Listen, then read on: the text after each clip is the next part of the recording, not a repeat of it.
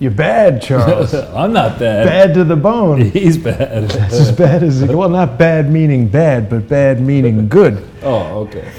He's bad meaning really bad. He Sulfuric bad.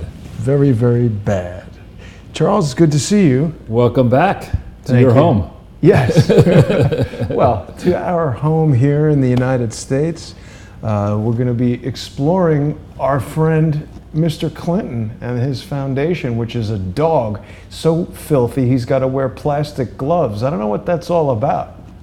Well, in the movie, from what I remember, this Nicholson was somebody who was OCD, and so he would Handle the dog with plastic. With gloves. Whereas this one, I mean, for those who may not appreciate the immense subtlety of the artistry here, this symbol here, the dog collar, that is the part of the logo for the Clinton the charity, the foundation, whatever it's called. This movie, actually, I'm really not a fan of Nicholson's politics, but he's a gifted actor, and when he sticks to doing that, he's pretty good. But when he gets into politics, not so good. Actually, pretty bad. Seems to be going around. Exactly. But this could end up being one of your all-time great posters here, suitable for coffee mugs or Thank you. Yeah. whatever else.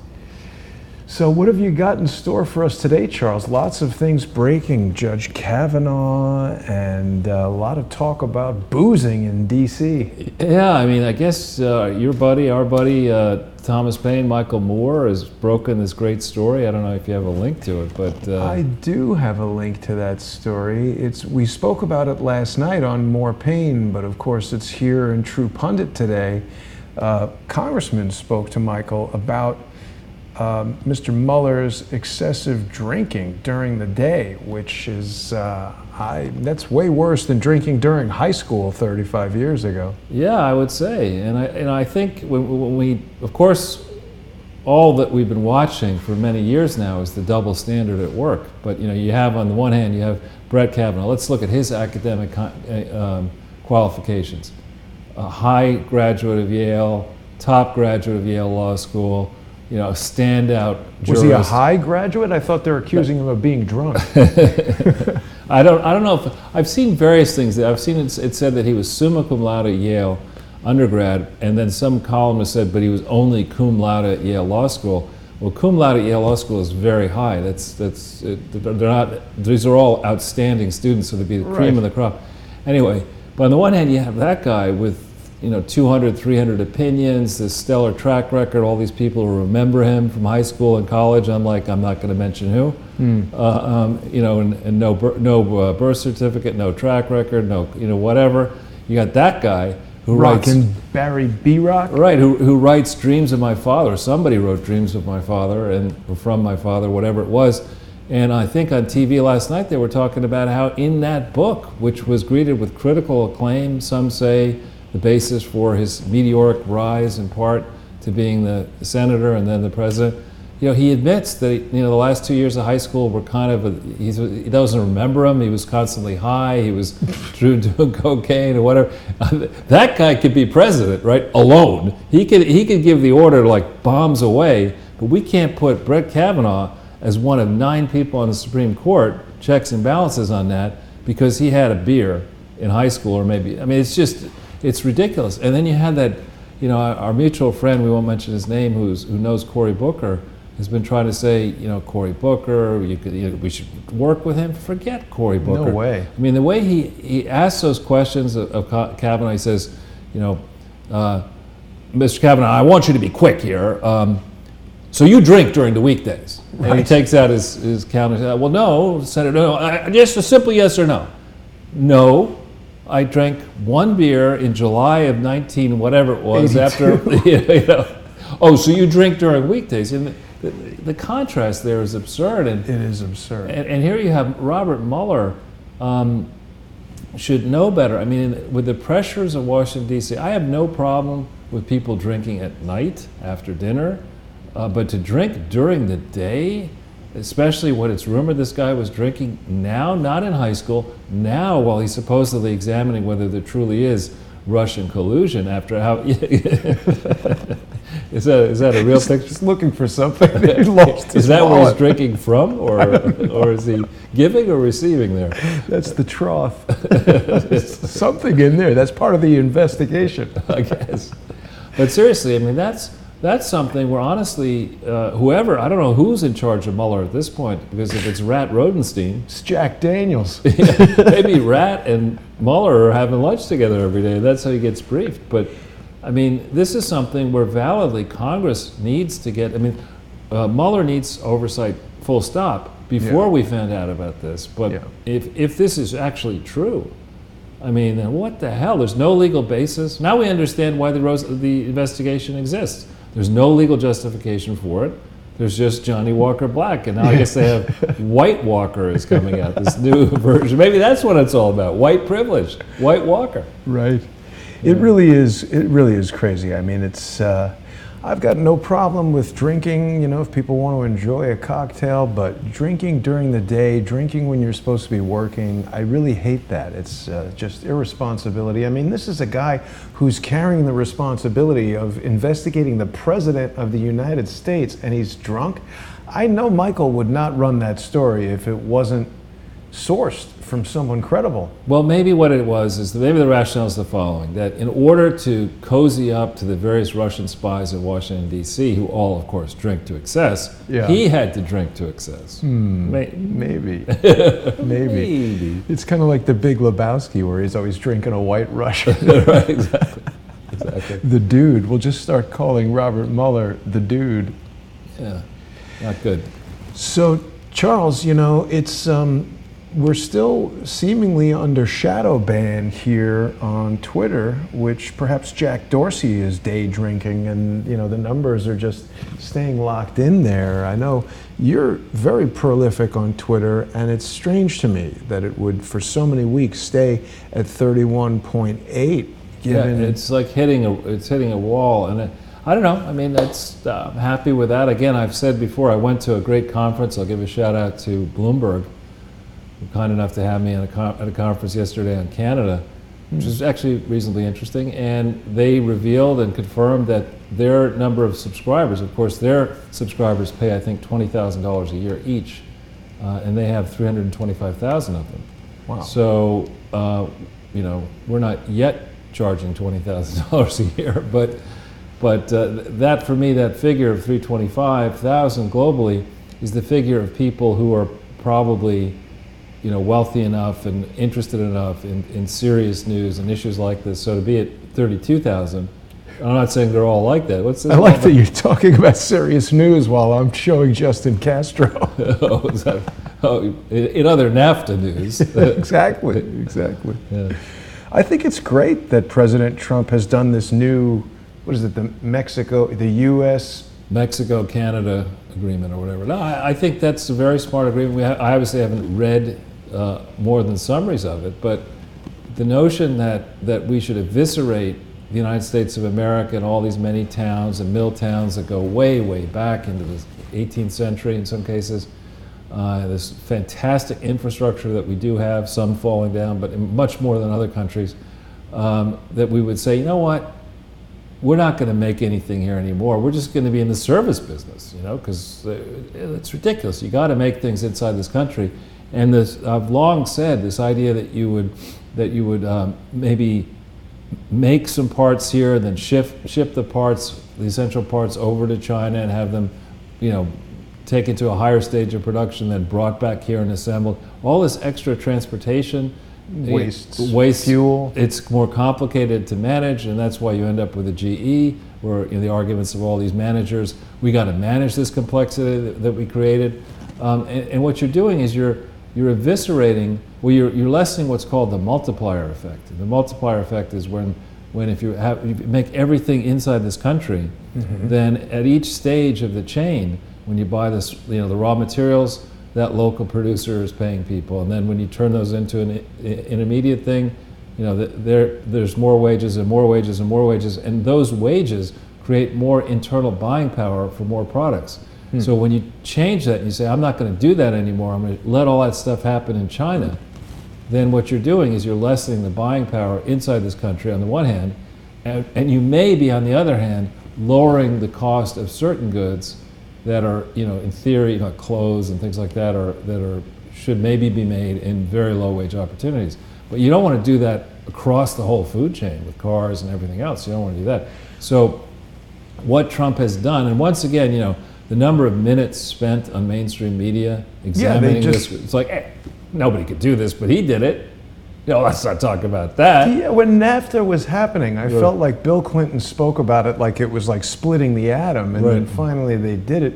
I didn't know this at the time, but I learned that NAFTA negatively impacted my business in LA. Sure. Because Canadian visual effects companies could offer this 40% discount. Right. So that's sort of what ushered in this whole era of shooting movies in 2D and using visual effects to convert them to 3D, because it was like half the cost. So put all the 3D camera companies out of business and put most of the American visual effects companies out of business. But on the other hand, the ways in which it appears the Trump team has put this thing back together make a lot of sense. I mean, it's going to be actually a win-win-win. It's a win for Mexico, in that they're going to push labor rates up in Mexico, but they're still under. It still makes sense to do business across the southern border with Mexico. They're going to create more consumers in Mexico. They're going to create a more robust economy in Mexico, which means fewer of those people are going to want to come up here. And then similarly in Canada, is as bad as our heartland has been eviscerated, Canada doesn't really have a functioning Silicon Valley or innovative crescent the way we do. And so they've really seen their industries wither on the vine. This NAFTA agreement has side letters in it that's going to encourage Canada to reverse. And then suddenly we will have, we're by far and away the biggest market. Mexico's, I think it's like 100 million people at this point. It's a large number of people. Canada's not so big, it might be 30 million. But all of a sudden you're an easy to manage truck or car away from all of Mexico, all of Canada. You could fly there too. A lot of, vast territory. We don't have to put together 31 countries or 29 countries, ranging from Hungary down to Portugal or whatever. It's just Canada, United States, and Mexico. And we've been at this for a while. So I think hats off to the Trump team. And, a friend of mine, I won't give away his name, but a friend of mine who's long castigated me for admitting that I stopped reading the New York Times by about 1987. He sent me an email today he's a friend actually of Robert Trump, and he sent me an email saying, I'm never reading the New York Times again over this recent stuff on... With the tax stuff? Yeah. But didn't it all come down to, there's a difference between tax strategy and tax evasion. If you can do things that are legal that reduce your tax burden, that's legal. Well, yeah, I mean, again, the New York Times, they really have been, the thing, I was late here for this session because I've been spending so much time over there talking to Maggie Haberman and the team about the Clinton Foundation, which is the largest, no. I was like, yeah, wait a minute. Right. I mean, I've only given them, I don't know how much material starting in 2015, chapter and verse, and they, to be fair to them, in 2009, in March, they published an interview with me where I predicted the demise of GE, which has taken longer than we all thought, but they were credible then. Of course, that guy's now at Bloomberg, Joe Nocera. But here's the Times ignoring the biggest set of unprosecuted charity funds. There's a difference between having a family empire where you're trying to chase profits and where you're trying to maximize your tax burden. There's a difference between doing that and setting up a charity where you're not supposed to be involved making money and funding political campaigns and stealing it and paying for mistresses and fancy living. You're not supposed to do any of that. But will the Times look at that? No. They want to look at this ridiculous story. I think it was 15,000 words or something like that. Some very like front page. Yeah, and largely wrong. From Really? what I could, as a guess. I mean, the only way you would know if it's right or if it's wrong if you could read all the legal papers, which of course are not going to be published. Query, how did the Times get those papers? What is it with the Trump family and their lawyers? Do they not know how to pick lawyers who will keep stuff confidential? But the real estate business is a business where you got to understand tax planning. And you know, I just think that the Times coverage, I mean, I'd rather read, I don't know, I'd rather read an instruction book for how to make kerosene than read the New York Times. I mean, it's just like... Do they have those? Probably, somewhere. New York Times, not good, not good. Not good. There's been a lot of things going on that don't make much sense to me, Charles, but perhaps we should get into the slide presentation for the day. Absolutely. Ready to do that. So people who have been watching Sunday with Charles now and closing in for almost a year and 3 months, I guess, or so, thank you for watching. Thanks for supporting this, and thanks for your patience. But remember that what we're dealing here, this isn't a small little problem of, you know, how do we get somebody to pay for a traffic ticket? I mean, this is a lot of people across the political spectrum, the Bushes. It's as bad as it gets. It's basically as bad as it gets. Why do we come up with this title? Because it's as bad as it gets, you know? And I think we're now, in the most recent days, the head of the IRS has actually been sworn in. He was confirmed, and now he took off. He's in there now, this guy. Great. And the Justice Department, I think, with this recent Kavanaugh stuff and the revelations we'll get into, that maybe this Kavanaugh hit job via Ford and her people is just more of the swamp, more of the corrupt FBI and Department of Justice. They can only do this for so long. And you've been flying in a way, so you probably haven't seen these rallies. But the rallies, I mean, where it used to be 12,000, it's now once again 30,000 with really? Lots of people outside who can't get in. Wow. The American public sees this spectacle for what it is. You know, that Donald Trump won, but he doesn't control the ranking member, you know, in the Judiciary Committee, Dianne Feinstein. I mean, there was an ad, I don't know if you saw it this morning on, that the dreaded Citizens United put out an ad that is just, it's going to kill these people.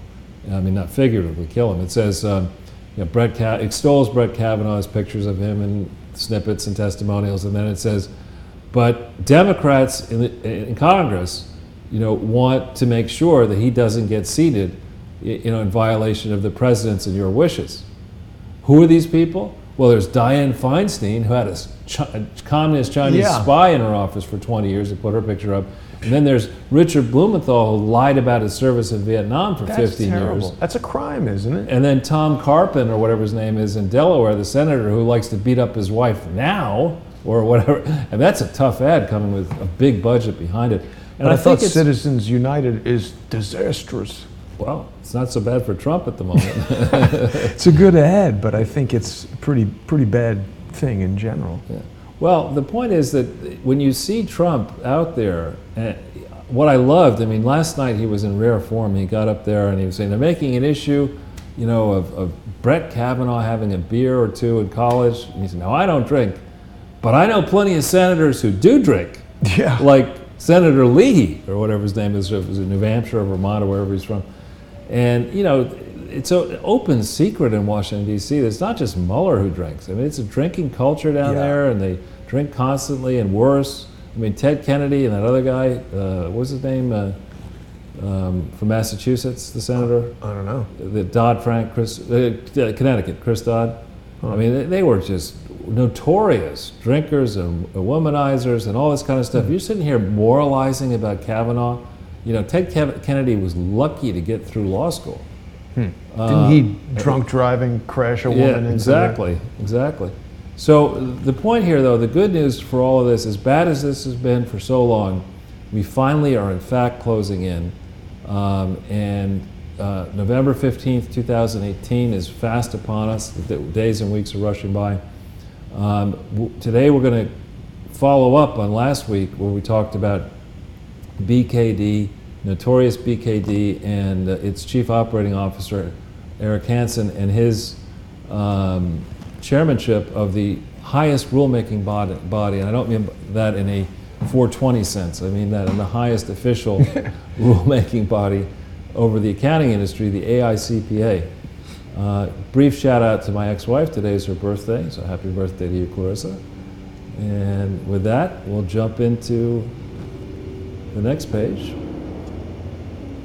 So this disclaimer, I notice even when you're traveling, you get more subscribers. I mean, maybe you should do more traveling. You'll get even more subscribers. Well, we did some really good videos there in Sweden with Ole Damegard and Judith Very Baker. Judith, as you know, was Lee Harvey Oswald's girlfriend in the summer and the time leading up to the Kennedy assassination. She's got some really incredible insights into some of the details. She's met Rafael Cruz, Really? described how Rafael Cruz was assisting Lee Harvey Oswald, and the whole Fair Play for Cuba committee where they were handing out flyers was a honeypot operation where the CIA and the FBI were trying to track communists. So I don't think that Rafael Cruz was necessarily involved in the actual shooting of Kennedy, but he was involved in a broader operation that surrounded it, and I think he knows things about it that he should be questioned about. That's very interesting.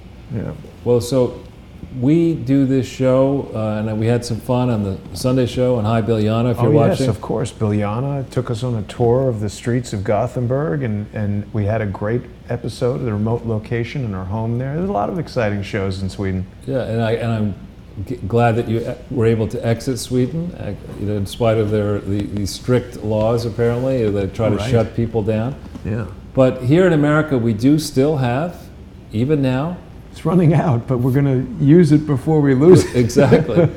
Assuming we stay the course and the great American forgotten men and women don't decide to stay home on November 6th, I mean, I think we'll keep our freedoms and protect them and build upon them. But in these shows, what we try to do is we try to not just simply talk and have fun, although we do like to do that. We try to give you some information, give you our synthesis of that information, but more importantly than that, we like to provide links to source materials so you can check this stuff for yourself.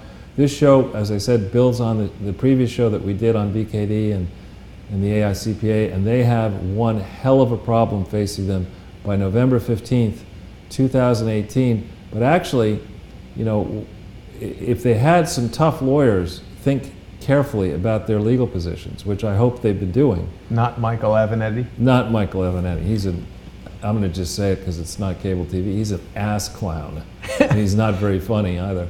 But if you had some tough people look at this and really think through not how to maximize benefit, but how to minimize pain, which is the way lawyers should be thinking in this matter. Under New York, and I'm not a lawyer, but under New York and California and many other state laws, when you have a material adverse development, you must disclose that development immediately, publicly, to the donating community so they can revise their views about whether they want to give gifts. And we're heading into the peak giving season here. You know, the end of the year, holiday season, etc. A lot of people are thinking about ill-advisedly giving money to the Clinton Foundation. So you really should be disclosing the fact that, let's say, you never actually got an audit in violation of numerous state regulations and foreign regulations. You never bother to do that or file your tax returns or have any of the numbers work or disclose all the conflicts of interest that you have or the fact that you're using the foundation for you're diverting money from the intended purpose to ridiculous projects that don't make any sense. You really need to disclose all that. And I've had occasion of late to read the code of conduct for certified public accountants, of which the firm BKD still at this moment, maybe things will change, but at this moment they still are actually an accounting firm filled with many CPAs. The code of conduct says you not only have to abide by the mere technicalities and the laws and regulations, you've got to operate within the spirit of the law. You've really got to discharge your responsibilities to the general public. That that the auditing stamp BKD should mean something. It shouldn't mean whatever you want we'll say is okay. It should mean Clinton is not an accountant, but he knows about discharge. Stop it. Stop it. But he doesn't know about dry cleaning. But anyway. Exactly. So this is a preamble we like to put on every one of our presentations, but we also like to show you the playlist, and I guess this is 108th show we've done together, Jason. It's amazing, Charles. Yes, the playlist I've got right here. The playlist is a useful resource for people who want to catch up on all the shows. We've got them on the Jason Goodman channel, the original Crowdsource the Truth YouTube channel, and I've just assembled all of the episodes of Sunday with Charles, and Charles Ortel is closing in, as well as the some of the comedy episodes we've done where you visit Hillary Clinton in Chappaqua. So it's a good way for people to familiarize themselves with the body of work that is quite extensive at this point. And when you read through, and friends have been sending me announcements on a daily basis now, sometimes many times a day. Finally, under Trump, with his new U.S. attorneys, they're taking fraud seriously. It takes time to prosecute these fraud cases, and every day now we're seeing more and more. I mean, like multiple. Yesterday there was a $625 million deal. Oh. And they're getting serious about going after fraudsters. And one of the things that I'm told the U.S. attorneys and others look at is, to what extent is the public getting exercised about a given case, and say, hey, how come you aren't doing something about this? I mean, if nobody's noticing the fraud, the U.S. attorneys will say, you know, nobody noticed it yet. Well, but other things are more important. But people are noticing this set of frauds. I mean, on my Twitter feed, I may not get more followers, but I get a lot of notifications and emails, and many people are very concerned about this across the United States, around the world. And I believe these investigations that have been out there since January of 2016 in the case of the FBI, and July 2016 in the case of the IRS, they may have been slow-walked. They likely were slow-walked under Loretta Lynch and Barack Obama and others, and Jarrett. But come on, ladies and gentlemen, come on. Yeah. You know, so. What happened with the person who replaced Eric Schneiderman as the Attorney General of New York? Hack! She's a hack. Oh. You know, so she's in a temporary holding position, as there is an election now going on for who's going to succeed Schneiderman. That's November 6th. And it's actually, it's interesting you mentioned, there's a good guy, I forget his first name, we met him at the meeting. We can't explain the meeting. No, you weren't there, that's right. Wofford is his last name, and he's a very attractive guy running for Attorney General. He's a Harvard guy, but he grew up in a working class family. He's African American in Buffalo, and distinguished himself both in college and then in law school, and rising to become the managing partner of a big law firm called Keith Wofford? Keith Wofford, yeah. He's doing a lot of advertising.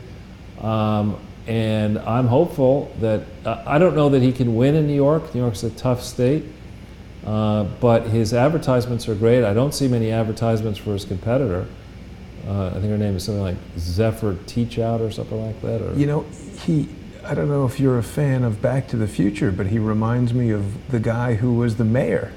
Oh, is that right? He looks like Goldie Wilson. There you go. But he's a good guy. I had a chance to speak with him, and it's not letting me zoom in on him for some reason, but okay, well, there we go. So that's a good, people go to the polls, they know they can vote for a responsible guy who's been vetted by Charles. Well, if you look at his resume, he has a lot of experience as a lawyer in complex restructurings, and he would appear, I mean, you don't know until you really check somebody, but he would appear to be an honest guy, an experienced guy, and not part of the machine. He's not a lifelong politician. This is his first attempt to do anything in politics. And well, that's good.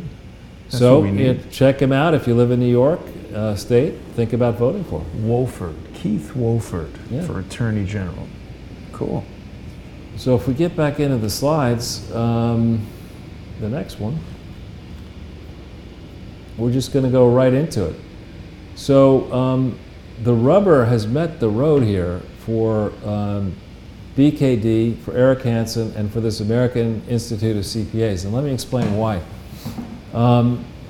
When you have, you know, a prospective corrupt presidential machine in the Clinton team, you know, about to take over Washington, D.C., you don't have to worry whether your accounting information in the past will ever be investigated, because you got that taken care of. I mean, you're going to either put Loretta Lynch back in, you're going to find some other crooked person to be the Attorney General, you'll game the IRS, you'll make sure that the things are really rough back in Arkansas for anyone who challenges Hillary Clinton, And that was, I think, the game plan that they had all assumed would happen. And then, of course, Hillary wrote this book.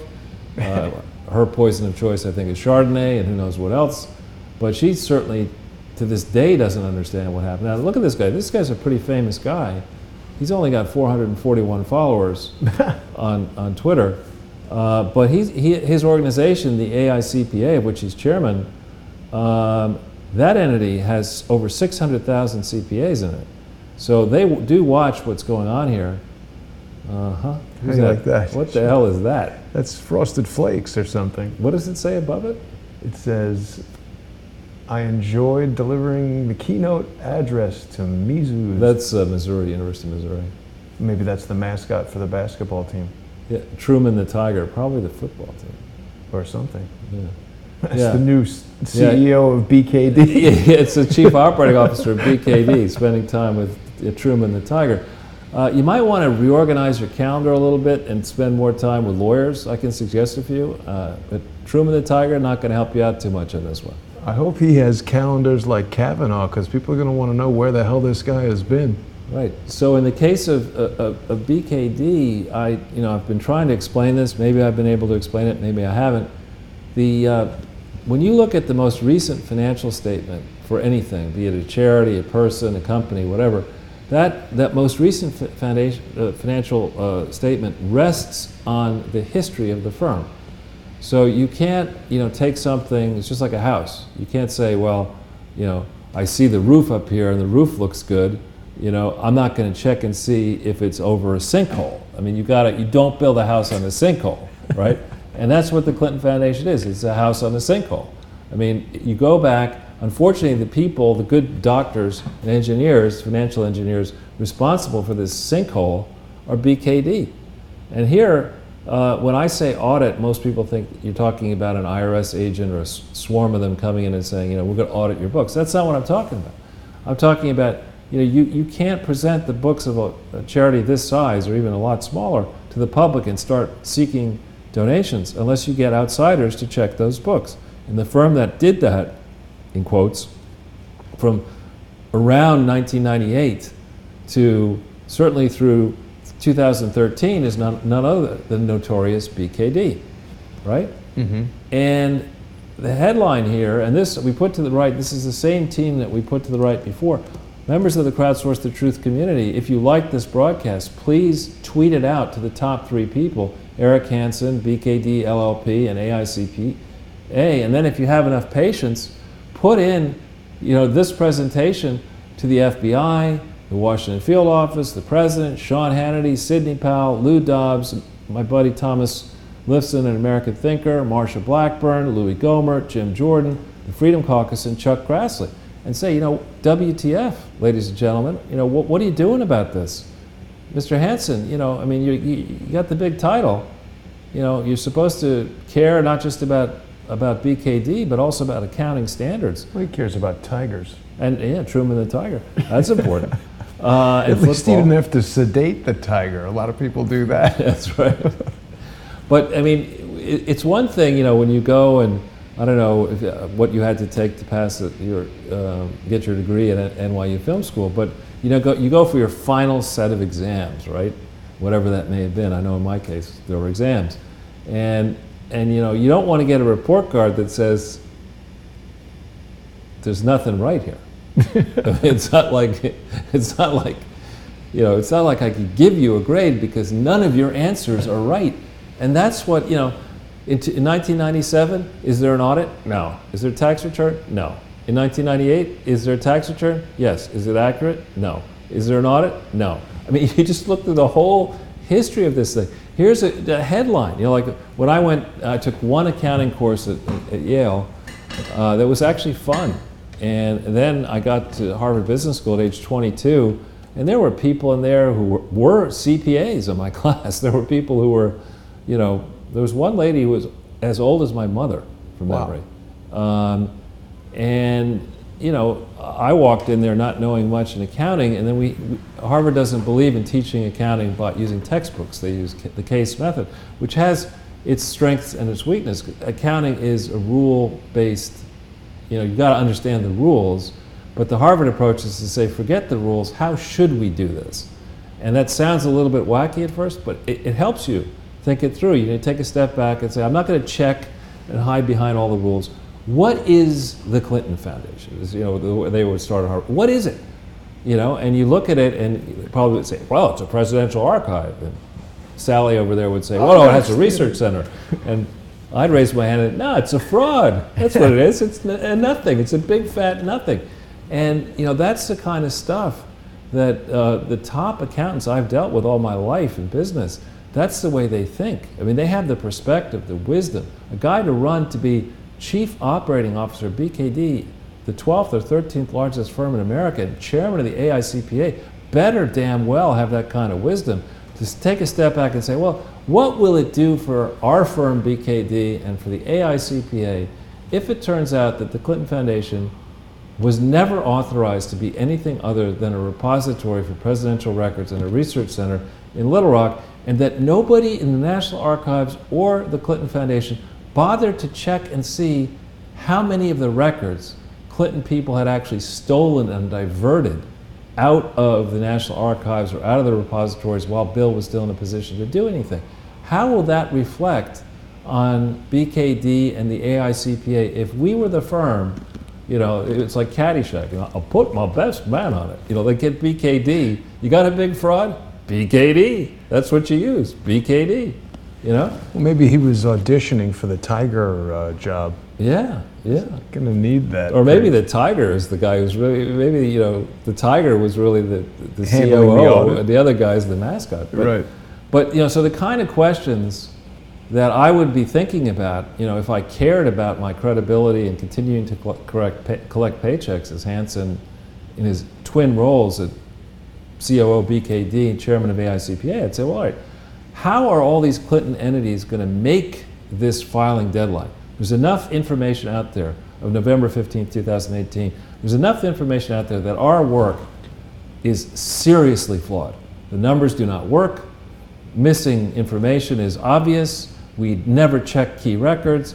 Many of our clients, the City of Little Rock, Project Heifer International, CDI, the contractor, many local contacts inside Little Rock and Arkansas, our clients, we had conflicts of interest. I have conflicts of interest. How is are all these Clinton entities, not the Clinton Foundation alone, but CHI, the Health Access thing, you know, the many allied entities, how are they all going to be able to file by November 15th, 2018 for 2017 and correct this mess?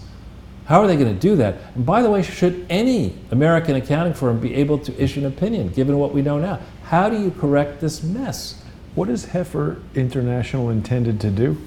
That's, we talked about it once. That's if you put up that great massage parlor overview shot. It's right near, like, next door or something. Yeah, it's on the same. It's a great question, Jason, because so what happened is the City of Little Rock, a BKD client, entered into a long-term lease with the Clinton Foundation when it was supposed to be, for life, a presidential foundation and not do anything else. To give it, I think, 27 or 31 acres, I forget what it was, call it 30 acres, on a long-term lease, to be used narrowly for the specific purpose of being a presidential foundation as defined in the lease.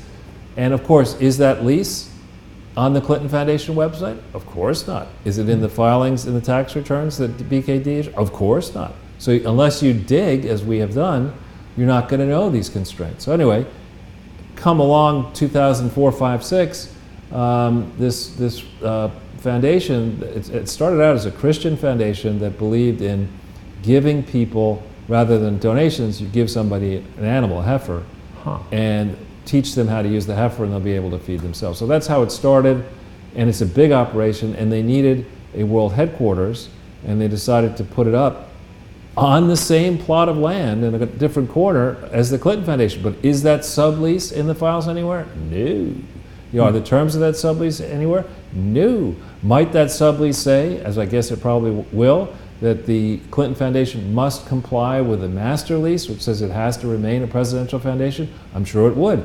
Would a real accounting firm check that and have lawyers check to make sure, particularly in as much as they're auditing Heifer and auditing the Clinton Foundation and auditing the City of Little Rock? Would nobody on the team in Arkansas say, you know, we have so many conflicts here. You know, if we're wrong, we're going to screw everybody. We're going to screw Heifer, the city, Clinton Foundation, ourselves.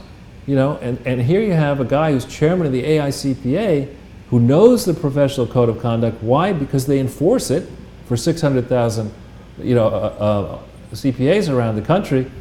He wants the record to be, well, we had all these conflicts, and we decided it's too complicated to fix it. Screw it. Let's right? just give out cows. Let's give out cows. And I want to go to a football game in Missouri. Yeah. What the hell? You know? And then you have to ask yourself, BKD is part of some international affiliation called Praxity. They all have these funny names like Praxity. It's a collection of mom and pop, probably maybe bigger than that, international auditing firms. Well, exactly how do these Praxity-related firms, if at all, look at any of the international operations of the Clinton Foundation, none of which were authorized at any time, in any place, for any purpose by the IRS or any U.S. state authority? How did this international team of accountants bless, you know, financial statements which show heavy international activity beginning in 2004, disguised activity in 2003? You know, they didn't want to let people know before they gave the libraries my thesis to NARA that they were doing international activity, so they came up with a genius plan, pure genius. What we'll do is we'll put that in other, and we'll make other be the bulk of all the expenses, and then to be really tricky in the detail, what we'll say is 90+% of the other is for special projects.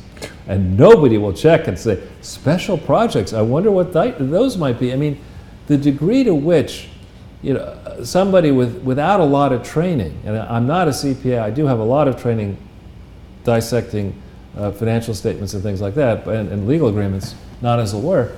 I mean, the degree to which this is a monumental, I'm going to use a bad word, Jason, is that okay? It's fine with me, It's a Charles. monumental fuck up.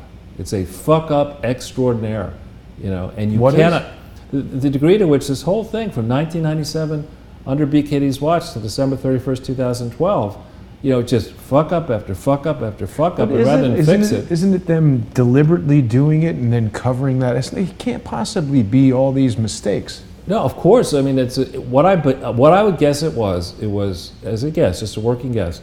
BKD was based in Missouri. They expanded into Arkansas. They saw this promise of doing all this business in Arkansas. They looked at the Clinton Foundation. They said, "That's a good client. With that, we'll have access to the Clinton Global Initiative. All the heifers you could all ever the heifers want. you want, massages, parties, IMAX movies. you know, the Stevens Inc. people, and Walmart, and all that, Dillard's, and everybody." And, you know, they just got stuck into it, and they figured no one will ever know. I mean, we'll just, you know, we're so deeply stuck into it, we can't get out of it. And it gets bigger and bigger and bigger. And they figured eventually their, you know, way out was Hillary Clinton winning the presidency, which she didn't. So, you know, now it's one of these things. It's not a question where it's debatable and you could say, well, you know, it's not a problem. It's a massive problem. And accounting firms are supposed to keep records. You know, they don't just like give you a letter and that's the end of it. They keep their files. They have to keep their files. Who's the entity that sits on top of this and says, you know, you better keep your files? AICPA, chaired by Eric Hansen. So, who is BKD Little Rock? You're sitting there at BKD Little Rock, and there are good people. I've looked into it. There are good people there, 30-year-old people with families and supposedly, you know, devout and whatever, community servants. Are they really going to sit there and take this pain without turning on the people who actually did all this? There's got to be a crooked set of partners, very senior, involved with this, either out of BKD or still there, who have known about this and have said, look, this is a business development exercise. We're going to take one in the stomach. You know, we've got the medicine over here. Hillary is going to, you know, make sure we're the president. But who's going to take the blame for missing, in quotes, all of these control failures? I mean, this is the essence of what an accounting firm's supposed to do. Yeah. You go in and you check this shit, and they didn't do it, right? Or they did it and they decided, you know, we found all these problems, we can't possibly fix them, you know, so we won't. I just think they're complicit from the word go. They you know, they find, it's just like these IT guys who are helping the Clintons. That can't be a mistake. You've got to get somebody who is on board with doing something illegal. Yeah, and so now, I mean, given that there's been ever since, and I know life is, of course, not all about me, but that said, ever since I wrote that story, March 16th, 2015, with so many red flags, why isn't the IRS auditing the Clinton Foundation? I mean, it's not like I haven't done a couple of interviews here and there. Yeah, 108 shows. Just with you, not to mention lots of other stuff. I mean, how much has BKD management bothered to learn about this important client, the Clinton Foundation? And you know, they can't say, well, we didn't bother to check or we didn't want to know. I mean, again, the AICPA has guidelines. When somebody surfaces problems, as I have been doing now for years, you're supposed to do something about it. You're supposed to check. You're supposed to ask management. What kind of questions were asked of dopey Andrew Kessel, the expert on consolidation, and other matters? You know, what has Bruce Lindsay been asked about this? How about, you know, Chelsea Clinton, the vice chair of the Clinton Foundation? How about, you know, Donna Shalala and others? How many tough questions did BKD ask of the Clinton Foundation after it became known that this is an explosive mess, right? And then you start thinking about this. Once we acknowledge that this is a mess and it's going to cost people a lot of money, and I'm not in the business of just costing people money, but when I've made people a lot of money, and I've made some money, but when I went after GE, ultimately, this is back in 2009, they disclosed that they spent $200 million in legal expenses and paid a $50 million settlement for the first small bite of what is now going to come tumbling down. So, you know, when you think about this mess here, you've been involved in a conspiracy fraud case. There's been a lot of corruption. You got the FBI looking at it. You got foreign governments looking at it. How is BKD, how are the partners at BKD, if they have insurers, how are they going to share this pain? And is there now going to be a political dynamic developing at BKD where, you know, the headquarters says, I'm not taking this, put it on Arkansas, and Arkansas says, well, we don't have the money to pay for this, put it on the insurer. And the insurer says, I'm not insuring against fraud. You guys are supposed to be fraud experts, and you're committing fraud. You know, so there's going to be, I think, a dynamic here that I hope will lead Hansen and BKD and others to disavow these fraudulent financial statements. And in a second, I'll remind people why I think they're fraudulent. Beyond the financial issues, how does a service firm weather the reputational risk of, you know, we were very happy to do this for however many years it was, 15 years, and afterwards take credit, put in our promotional brochures and everything else. And our expertise, I mean, accountants at heart, what they're doing is looking at companies and nonprofits to figure out, can they discern fraud? Can this thing be controlled? Are the numbers that are in the financial statements representative of underlying reality? And you were asleep at the switch here for a long time. And so your firm's got a problem. And then AICPA has a problem in that they should be looking at this and saying, now wait a minute, our chair was a chief operating officer, not chief marketing officer, you know, not chief R&D dude. He was the guy supposed to control this thing, and he missed the control failure, so we rewarded him by making him chair of the AICPA. So, you know, how is BKD going to handle all its conflicts of interests internally? How is Hansen handling this? Who is he told at his colleagues, his board at the AICPA? I mean, they have procedures for this. You know, when you have a monumental screw-up, ordinarily, what happens is you take, you know, Charles, you screwed up, you go over there, sit in that high chair over there, you can watch cable TV, you just can't leave the room. And a separate team that has never met you and doesn't know anything about the Clinton Foundation is going to go back into this history, no holds bar, you're going to shut up, they're going to do a report, they're going to present it to other people, and those other people are going to decide whether you live or die. That's typically the way it works, at least in investment banking, and I imagine in this mess. So the further issue here, given the holes, the known holes, Rumsfeldian known holes, in the Clinton Foundation. Seems more like a Bill Clinton policy. Easy. Yeah, I guess that's what I get for cursing.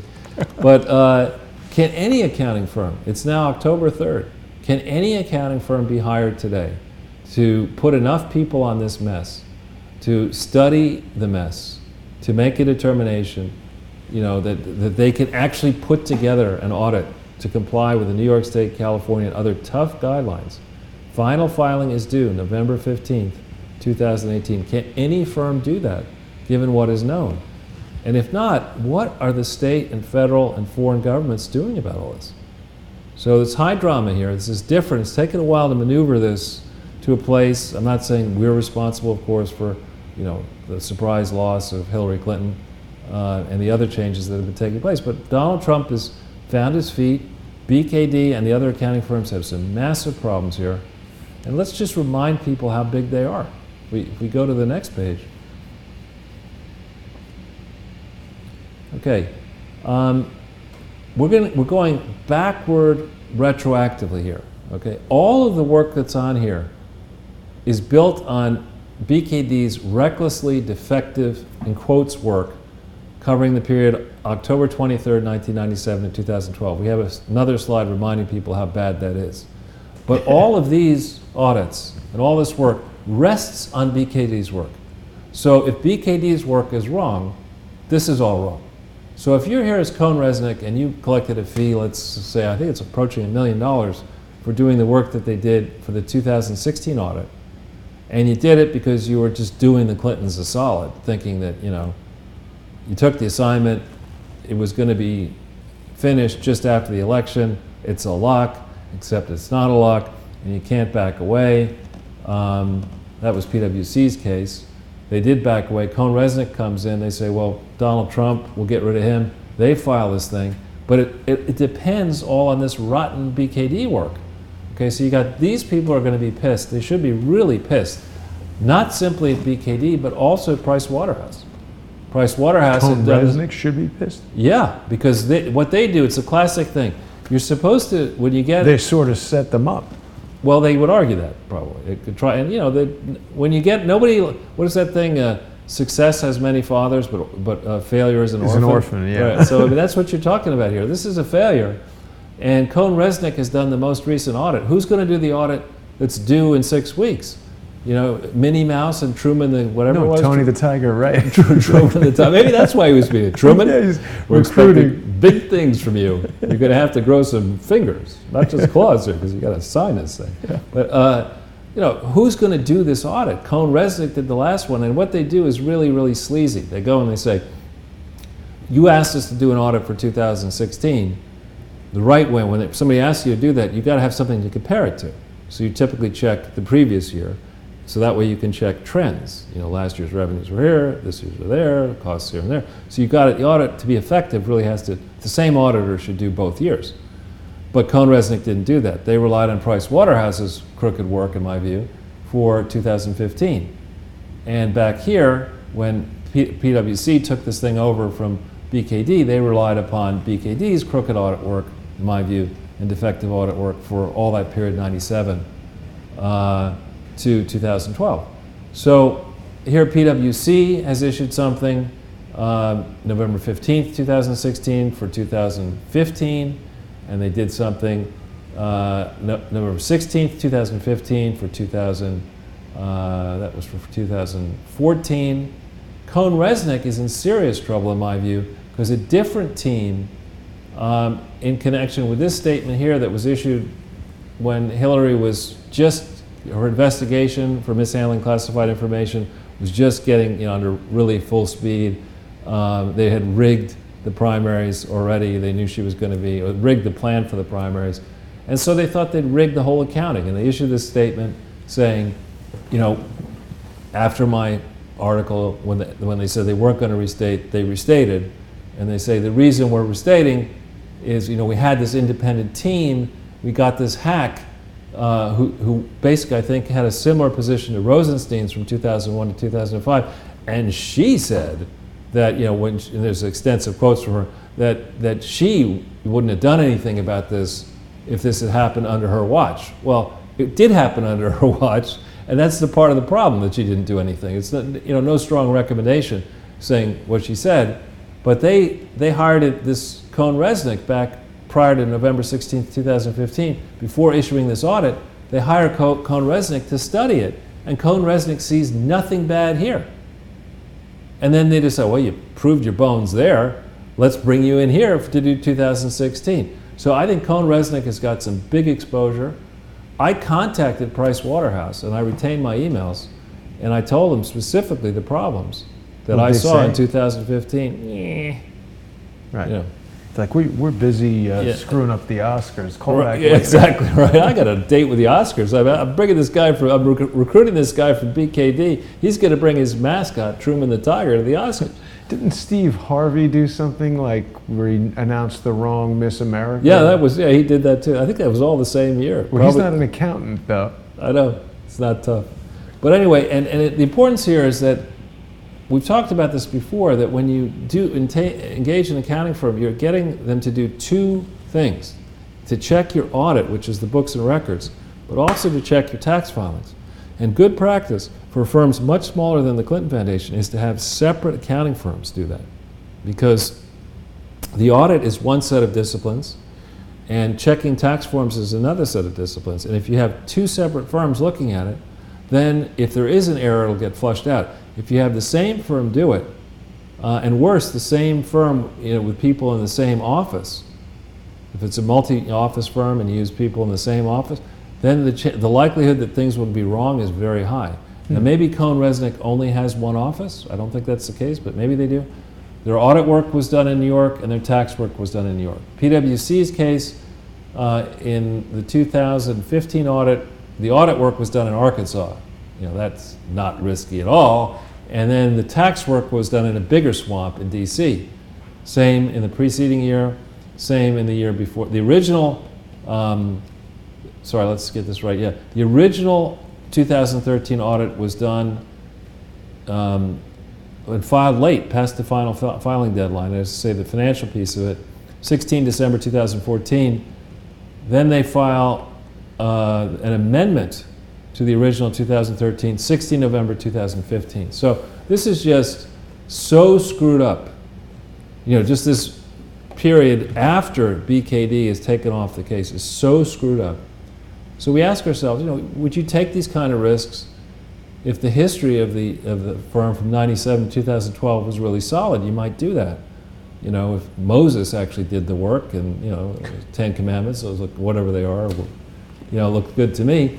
But let's take a look here in the next slide at just how horrible preceding work was. This is something from last week, but maybe, or a week ago. This chronicles from 97 to 2012. This is all BKD all the time, right? Every filing that the Clinton Foundation has put into the IRS is false. Not one was right. And not just minor falsehoods. Every single filing was false. The Bully for that. They're consistent, But the 1023, which is the application for the federal tax exemption, you're not allowed to fill that out.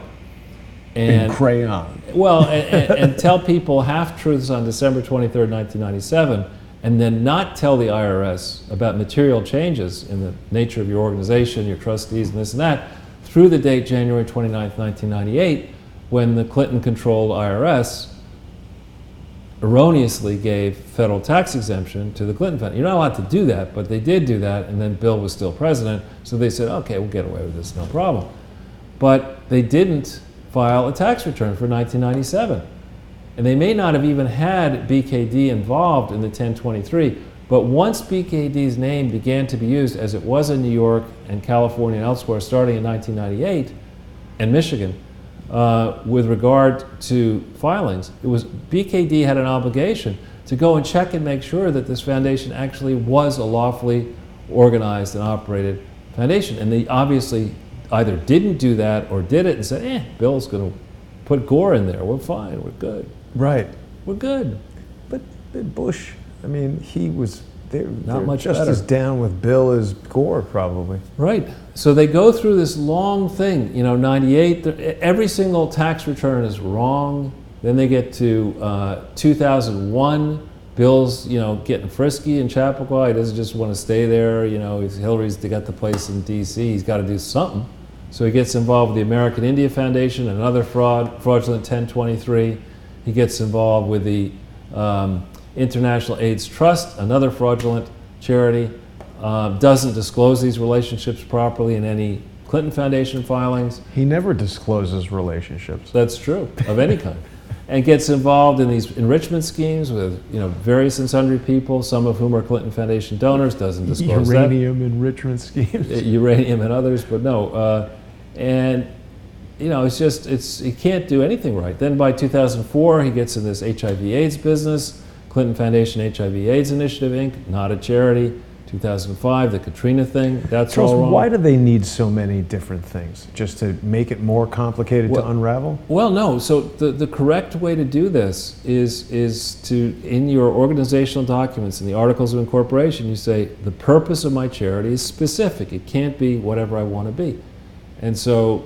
But I mean, did they have so many spin-offs? You can't have, it's not like what your business or a typical, in a charity, you can't say, well, you know what, I'm going to do Presidential Archive and Library half-assed in Little Rock and allow people to steal money because I've got no controls, and plus I need it for my campaigns. And by the way, I'm now going to go chase tail across Africa and say I'm doing HIV/AIDS work. And then when I get caught, say, oh, I better put it in a special purpose subsidiary. You're not allowed to do any of that in a charity. Charity has to be, it only gets its federal tax exemption for a specific purpose. So all of these off-purpose activities are illegal and taint the charity in an irredeemable fashion. You can't put that toothpaste back in the tube once you start doing this. So, it's a complete mess. By 2004, they're defrauding the National Archives. They're not, there's correspondence back and forth where they don't tell the National Archives about any of these defects. They don't tell them about their the disciplinary actions against the charity in Mississippi 3 times for for failing to register there while soliciting, or in 2002, the disciplinary action in Pennsylvania against their principal fundraiser for raising money without being registered there and other places. They don't tell them any of this, or get the Bush-Clinton-Katrina fund right, or get the Clinton the Clinton Health Access Initiative filing December 31st, 2009 is a complete farce. They make 4 additional filings in 2010, complete farces, and another one in 2012.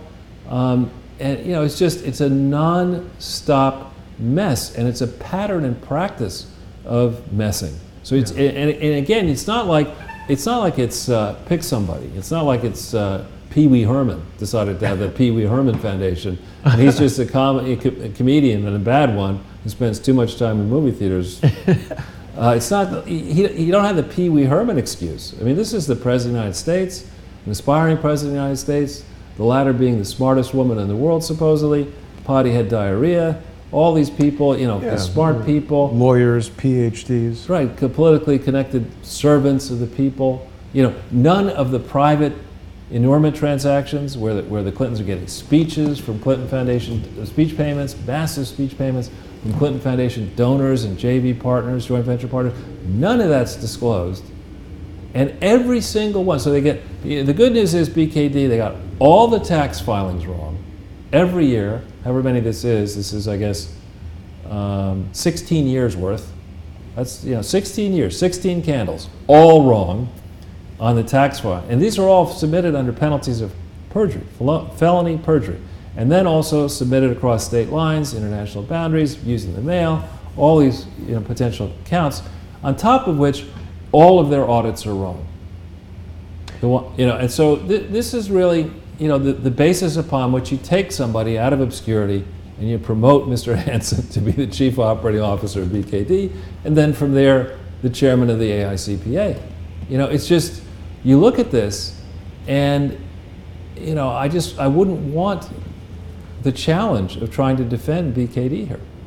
And I certainly wouldn't be somebody who would consider, under the Donald J. Trump presidency, donating 1 penny to the Clinton Foundation. Or if I had, through Bill Gates or others, if I was a private foundation that had given money to this fraud for as many years as they have done it, and now you got Donald Trump is talking on and on about transparency, draining the swamp. People are rattling on justifiably about the budget deficit. You got to narrow that deficit. How do you do that? You go after these malefactors, these billionaires and zillionaires or whatever who've given money to the Clinton Foundation. I would not want to be BKD right now, because I am what's called a lawsuit magnet. You know, I'm just like, and really, people I talk to looking at this mess, they say, you know, you're going to get stung here. It's going to cost you. You may or may not remain in business. The magnitude of this fraud, when you consider all its contours, is bigger than Enron, in my opinion. Wow. In financial terms, but in reputational terms, I think it's even bigger. Because this is, you know, President of the United States has been going around the world taking credit for running a fraud. And, you know, we've all said, that's great. Why don't we pay you $6.4 million to write a book about giving in 2007 and not disclose any of that? Is M. Yass a contributor to the Clinton Foundation? Who's that? There was, when I saw this documentary about Enron where they were trying to figure it all out, and they saw this investor who's M. Yass, and they couldn't find the identity of this person until they realized it was My Ass was the name of the. That's true. That's actually My ace. And then what happened was there's now a subscriber who took that handle. Oh, M. Yass. My ace. But anyway, so you just look at this, and I've talked to some wonderful friends, new friends who who remain nameless, but they're very good at this, and I'm mindful that our audience may be interested in this, but they're not going to have the patience to go through, you know, 400 pages of tables and charts and stuff. And I'm thinking of you primarily, of, you know, a lot of numbers. So we try to keep this. This is actually relatively simple. I'm trying to balance patience against jet lag. Yeah, I know. You're doing it good on that equilibrium. So the next page is going to be a little bit more minutia, and there's only one thing of minutia here. This is just dealing with 1 year. You know, give me one freaking year that you got right, and they couldn't even do that. So you take, the theory I think was that Barack Obama, we've talked about this before, and his people do a deal with the Clintons probably around June 2008. At Dianne Feinstein's house. Dianne Feinstein's Chinese controlled house. You know, she's ordering takeout right, from the dim spies. sum. Why is there a microphone in this dim sum? Actually, you know how they talk about pork barrel spending? Dianne Feinstein's got pork bun spending. That's right. But so, you know, you can, in theory, say, well, all right, the Clintons, you know, pulled a fast one on the Obamas, and so now he's president. I don't think so, but, you know, January 20th, 2009, he's president, right? So it falls to the team to, like, put the audit together and the books together for 2009. So that means you start with the year-end 2009 balance sheet, and you look at 2010, and you look at the year-end 2010. Now, here are 5 key components. There are other components I've left out. Every single piece of these 5 key components is wrong. And it's not just a little bit wrong. So in 2009, this is drawn from the audit that BKD put its name to, dated November 10th, 2010, footnote 13. I just remember this stuff. Says in part that this Clinton Health Access Initiative, CHI Inc., was formed. Okay, it should say was formed grossly, illegally, in contravention of every single conceivable federal, state, and foreign law. That's implied. I left that out. Right? CHI had no activity through December 31st, 2009. Not so much. Not so much at all. CHI, old CHI, was the biggest piece, excuse me, of the Clinton Foundation. And there are multiple press releases, there are multiple legal agreements, there's multiple disclosures showing that this new CHI had activity from September 29th, 2009 through December 31st, 2000, including a gigantic arrangement with Unitate available on their website in their board disclosures, wherein Unitate committed lots of money, over 100 million from memory, to this new CHI that should have been booked as of December 31st, 2009, but they didn't do that. This was that house in the middle of the neighborhood in Massachusetts? Yeah. And so they then say on January 1st, 2010, this is their language. I should have put an end quote here, but their language, on January 1st, 2010, this is BKD types this in their report, the foundation entered into an agreement with CHI Inc., which effectively transferred all CHI-related assets and employees to CHI Inc. Well, how do you do that? How do you do that? How did it have any CHI-related assets and employees? Because to the IRS, they say, on December 31st, 2009, they say, we got nothing. They had the barbecue grill in the parking lot. No, they said we have. But here there's an agreement entered into on January 1st, 2010. Well, how do you do that? How the hell do you do that? Because This Chai Inc., first of all, the predecessor company had been bounced out of Massachusetts. Yeah. Okay, on March 31st, 2008, with effect from December 31st, 2007, bounced out of Massachusetts. And this new entity, Clinton Health Access Initiative, Inc., didn't register to do business in Massachusetts until after January 1st. So how did you enter into this agreement? You know, the Clinton Foundation had no authority to do any of this work. It had been illegally operating. It had submitted an illegal application for federal tax exemption. And this old Chai, was an overwhelming majority of the whole Clinton Foundation and had been for the preceding 3 years, 2009, 2008, 2007. So it's like you say, well, what I'm going to do is I got a problem here, and I'm going to create a new apartment here, and I'm going to transfer everything in the apartment to the new apartment and ask for federal tax exemption for that new thing, claiming that I hadn't been living in this apartment for 20 years. You know, there's no record of me. You can't check my maintenance. You can't check my phone bill. You can't. I mean, it's a transfer. How is there no record? There is a record. Yeah. Well, BKD was auditing, so they didn't see the records for the past. Ignored it. They just said, "Hey, there's no records. You don't want any records? That's an extra $100,000 on our fee." You know, it's nuts. And this is the big piece. Then this, at least in theory, might have been a charity. The idea that they were going around the world convincing big donors to give them money to buy pharmaceuticals. Kind of a big problem to be, you know, having your principal vendor, this crooked Ranbaxy company, which maybe, I doubt BKD is auditing, but maybe they are, Ranbaxy in the US. Somebody should have been able to check that actually, you know, distributing adulterated drugs with government money and donor money from people who don't think you're doing that, probably not a charity, pretty much a criminal activity. You know, so I'd love to see the internal notes of BKD about, okay, what is this Chai, this old Chai, this new Chai? What the hell is all this Chai going around here? And how come we got stuff in Massachusetts? Well, BKD doesn't have any offices in Massachusetts, so for the biggest, at least I don't think they did back then, the biggest piece of the Clinton Foundation, they didn't have people in Massachusetts, in Boston, who could have checked this easily. And maybe they could get people on a, you know, Southwest airplane or whatever flies out of Little Rock and spend a little bit of time in Massachusetts, but evidently they didn't do that. So then, at least that's almost a charity.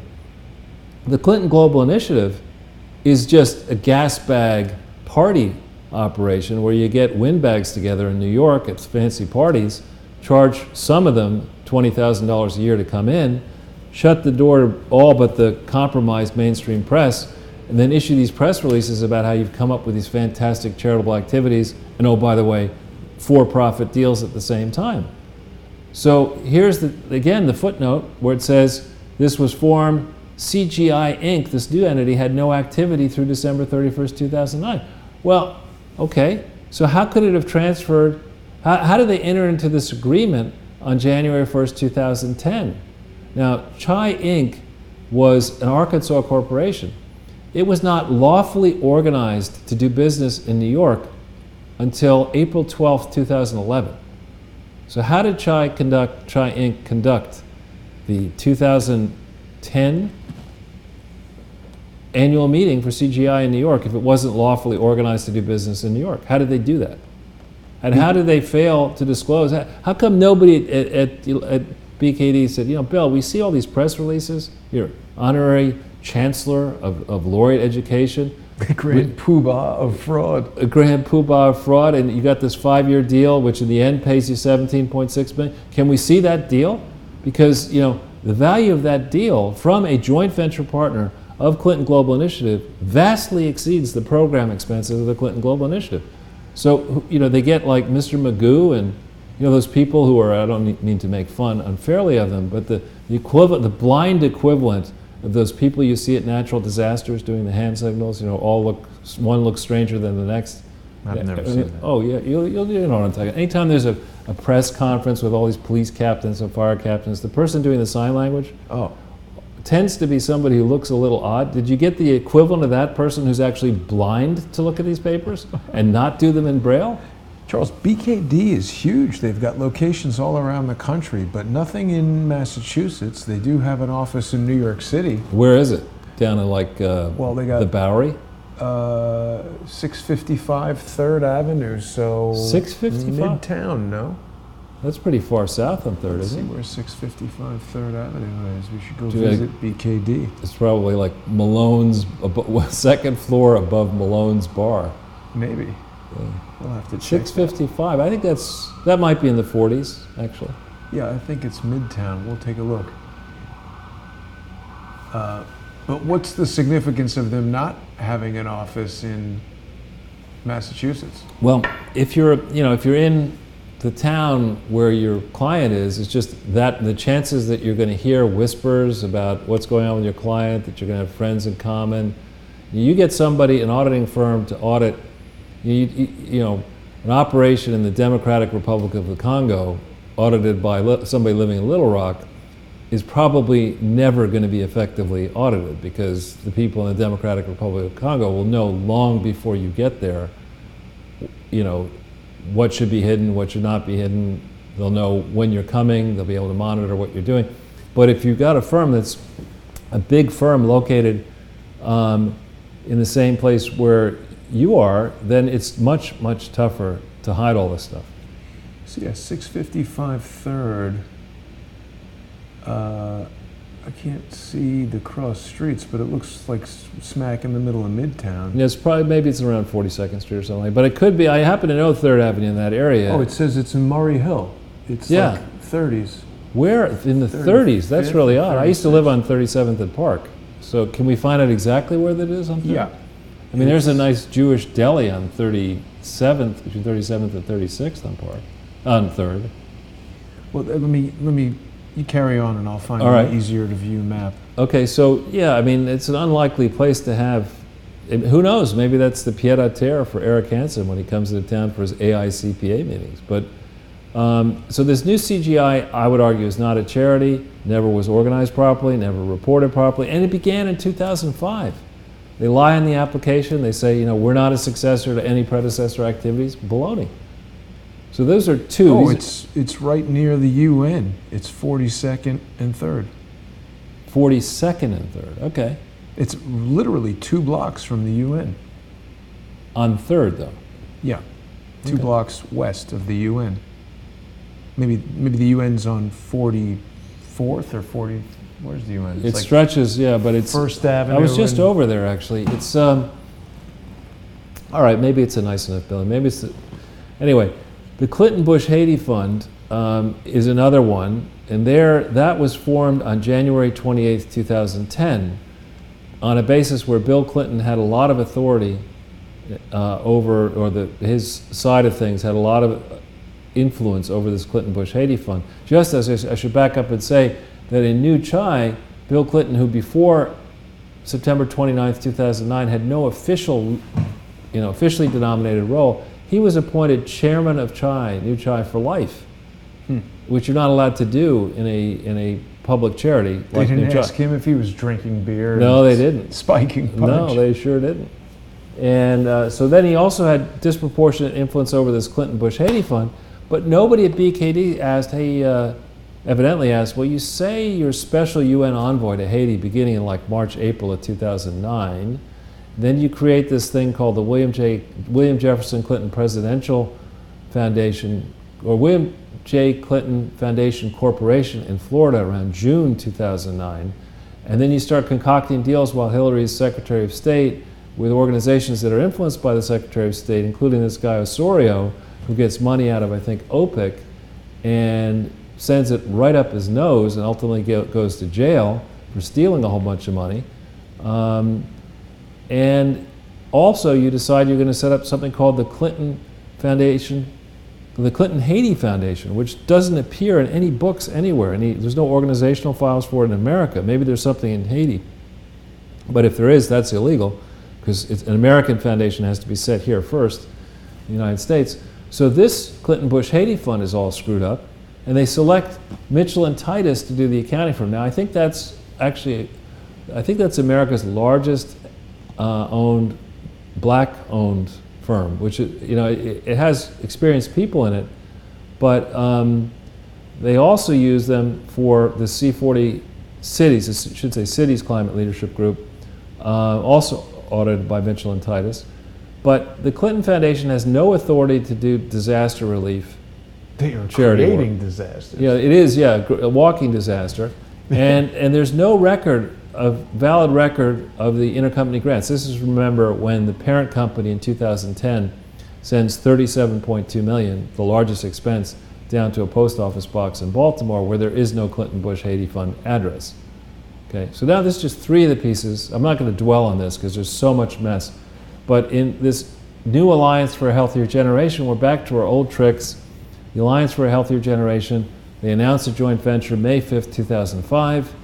Robert Wood Johnson Foundation, it's worth like $10 billion, gave 15 grants that I found between 2006 and 2010 to the American Heart Association, which in theory was doing this new Alliance for a Healthier Generation together with the Clinton Foundation.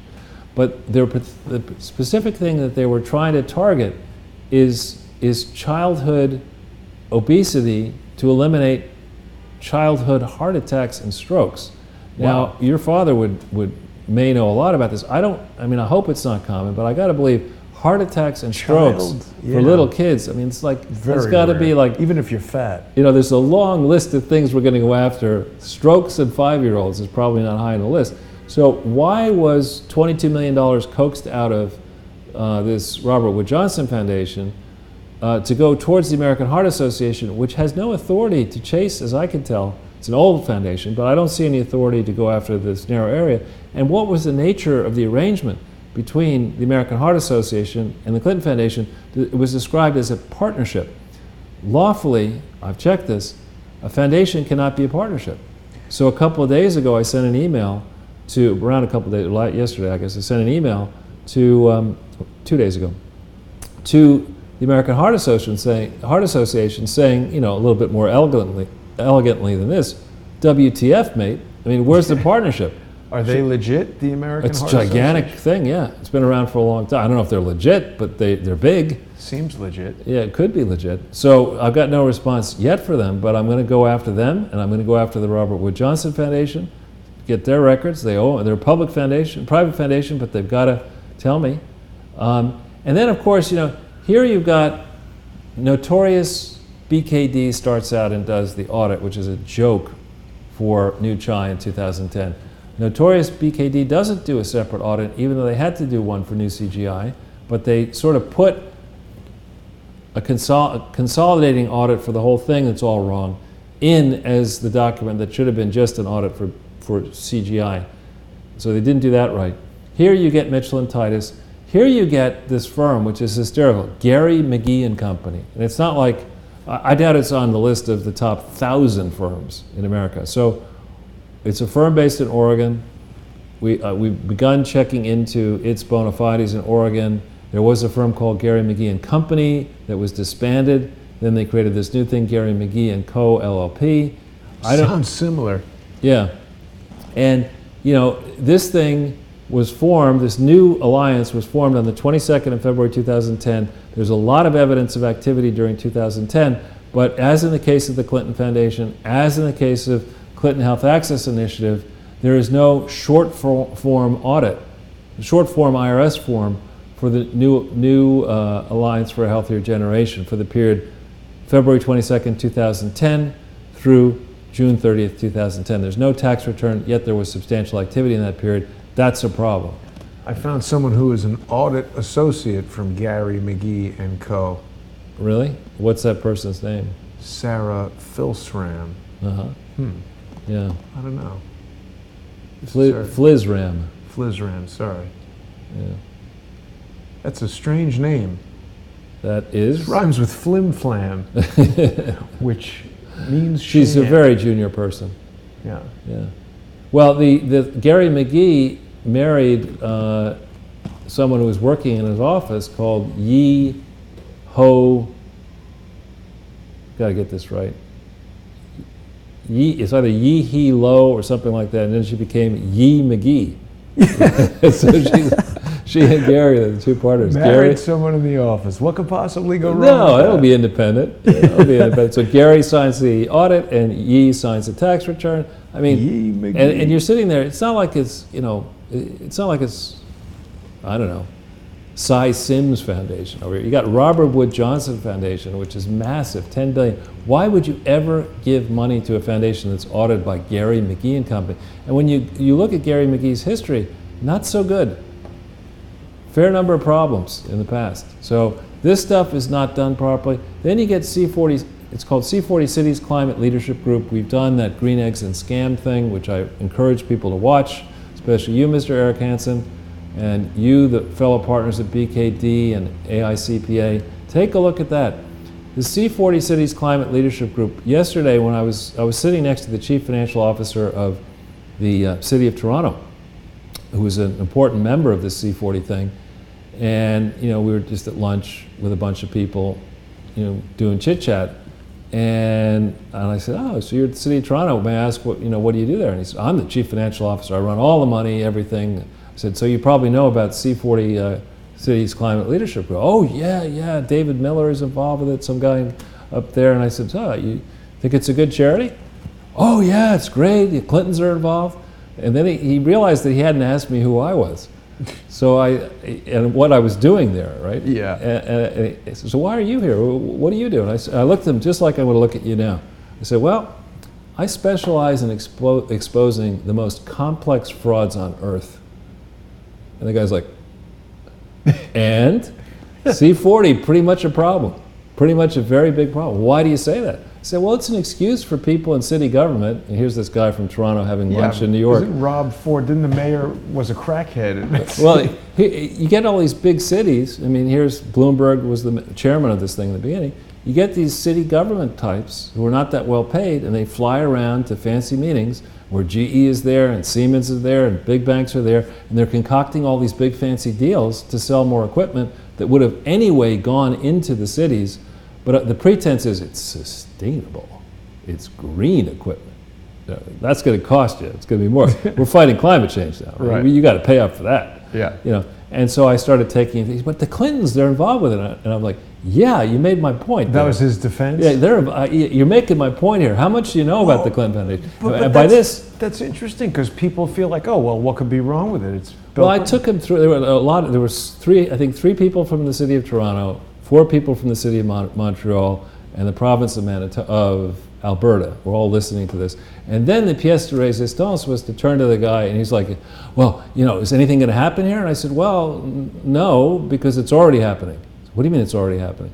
I said, "Well, the provincial government of Ontario has been investigating this for some time." He's like, "Can I have your email? Can I speak to you?" But I mean, this is just 1 year. Right? And you could get away with this, Mr. Hansen, and AICPA, and you could get away with this had Hillary won. You can but now you cannot get away with this any longer. Right. This is too much of a screw up. It's been going on for too long. And you need to go into damage control mode. You know, I don't know who at BKD is watching this. I hope a lot of people are. I hope that people in the crowdsource community, we don't have that many people. We only have, 68,000 people are watching this. You know, may ultimately watch this. Maybe some of you could tweet this out to the AICPA team and say, you know, you might want to take a look at this in the previous presentation.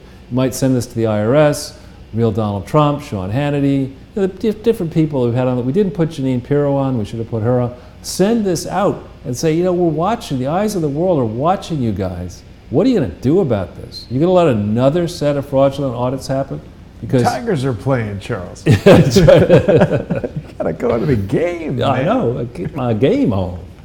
So that gives you the quick update on BKD and AICPA. If we go to the final slide is next.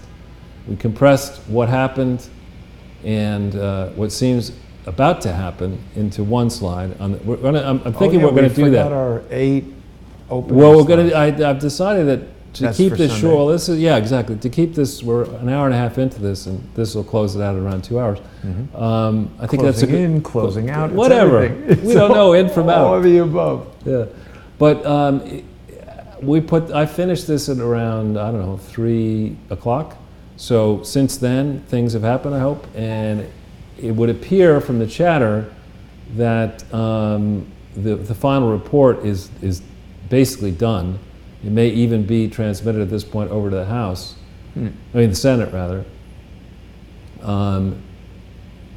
And it's so crazy that this remains the picture they have of this woman. I mean, she looks like she just had a beer. well, yeah, and this whole thing is just flipped upside down. Here you have you have the mainstream media that is devoted non-stop. There have been this media research group compiles the number of minutes that the story is on, the attack or defense of Kavanaugh is on. It was like 334 million minutes of attack and 10 of defense or whatever. There's no balance in the mainstream media. There's no balance in social media anymore. And when you really look at this, the hijinks of this guy in high school, which people do really stupid things around age 15, 16, 17. I'm not defending sexual assault and gang rape, of course, but parties where you're drinking. The girl admitted she was drinking, and she's 15. Sean Hannity didn't realize what he was doing last night, but last night he bragged about the fact that he was drinking St. Pauli girls when he was 13. Oh, yeah. On national television, and a large audience. But what was the point of that? He was he was trying to actually make the point that he had to work from a young age, and he was a short order cook. And Steve Ducey has his cookbook out, and it was fun what he was saying, but he wasn't thinking. St. Pauli girls, obviously not. I like St. Pauli girls, but I used to like them. But anyway, the report is virtually out, but the accusers are now saying, not good enough, because that's what they're going to say unless they completely stop him, right? But they just keep moving the goalpost, as it were. Now, this is a long posting that came out, I guess, this morning, and it really, we're not going to go through it in depth because it would just take up too much time, but to the audience, if you have time, you really want to, A, watch this Last Refuge in general, and B, any posting by Sundance. Whoa.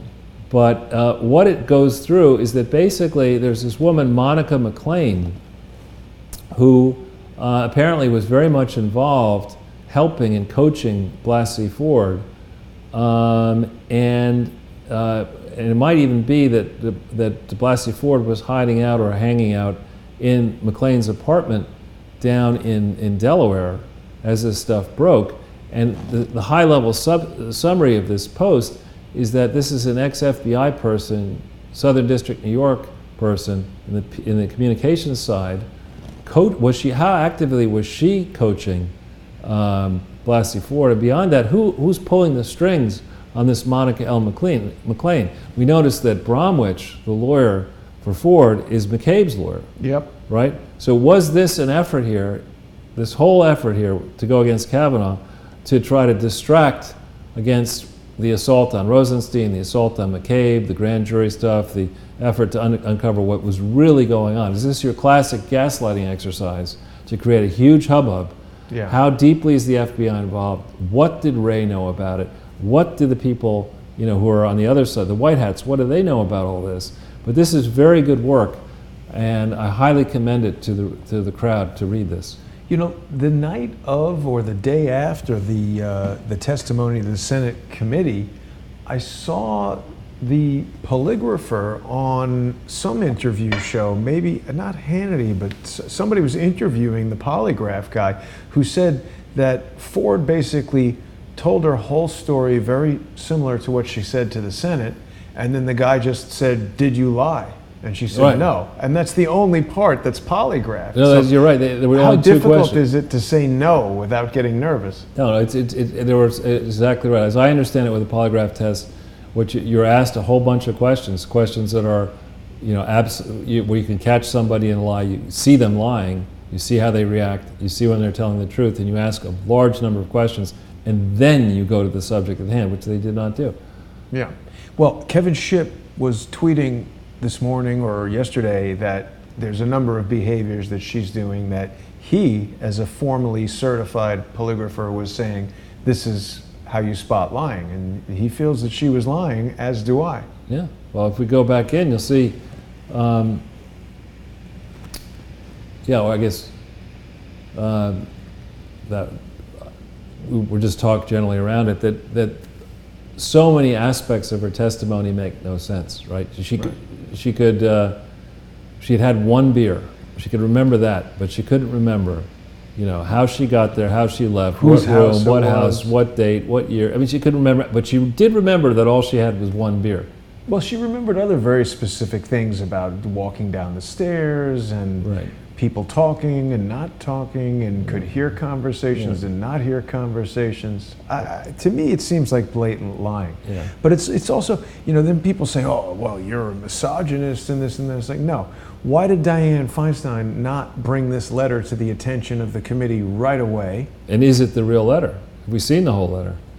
Have we seen the real letter that may or may not have arrived? Who did it come from? How was it transmitted? Did it go through the mail? None of that stuff do we know yet. And now, this is Thomas Lifson, a good guy that runs the American Thinker. Now, because this is, Dianne Feinstein doesn't want the report released. She strikes me as an extremely stupid lady. I have never seen Dianne Feinstein do anything remotely impressive. Well, you're going to like this. How we start. It looks as though Di-Fi, and Clarice, you saw this, calling her Chi-Fi. That's great. Clarice Feldman is great. She's a former, she's a lawyer, and I think a former Department of Justice lawyer. Very funny. Yeah, Chi-Fi. It's perfect. Yeah. Well, that's just it.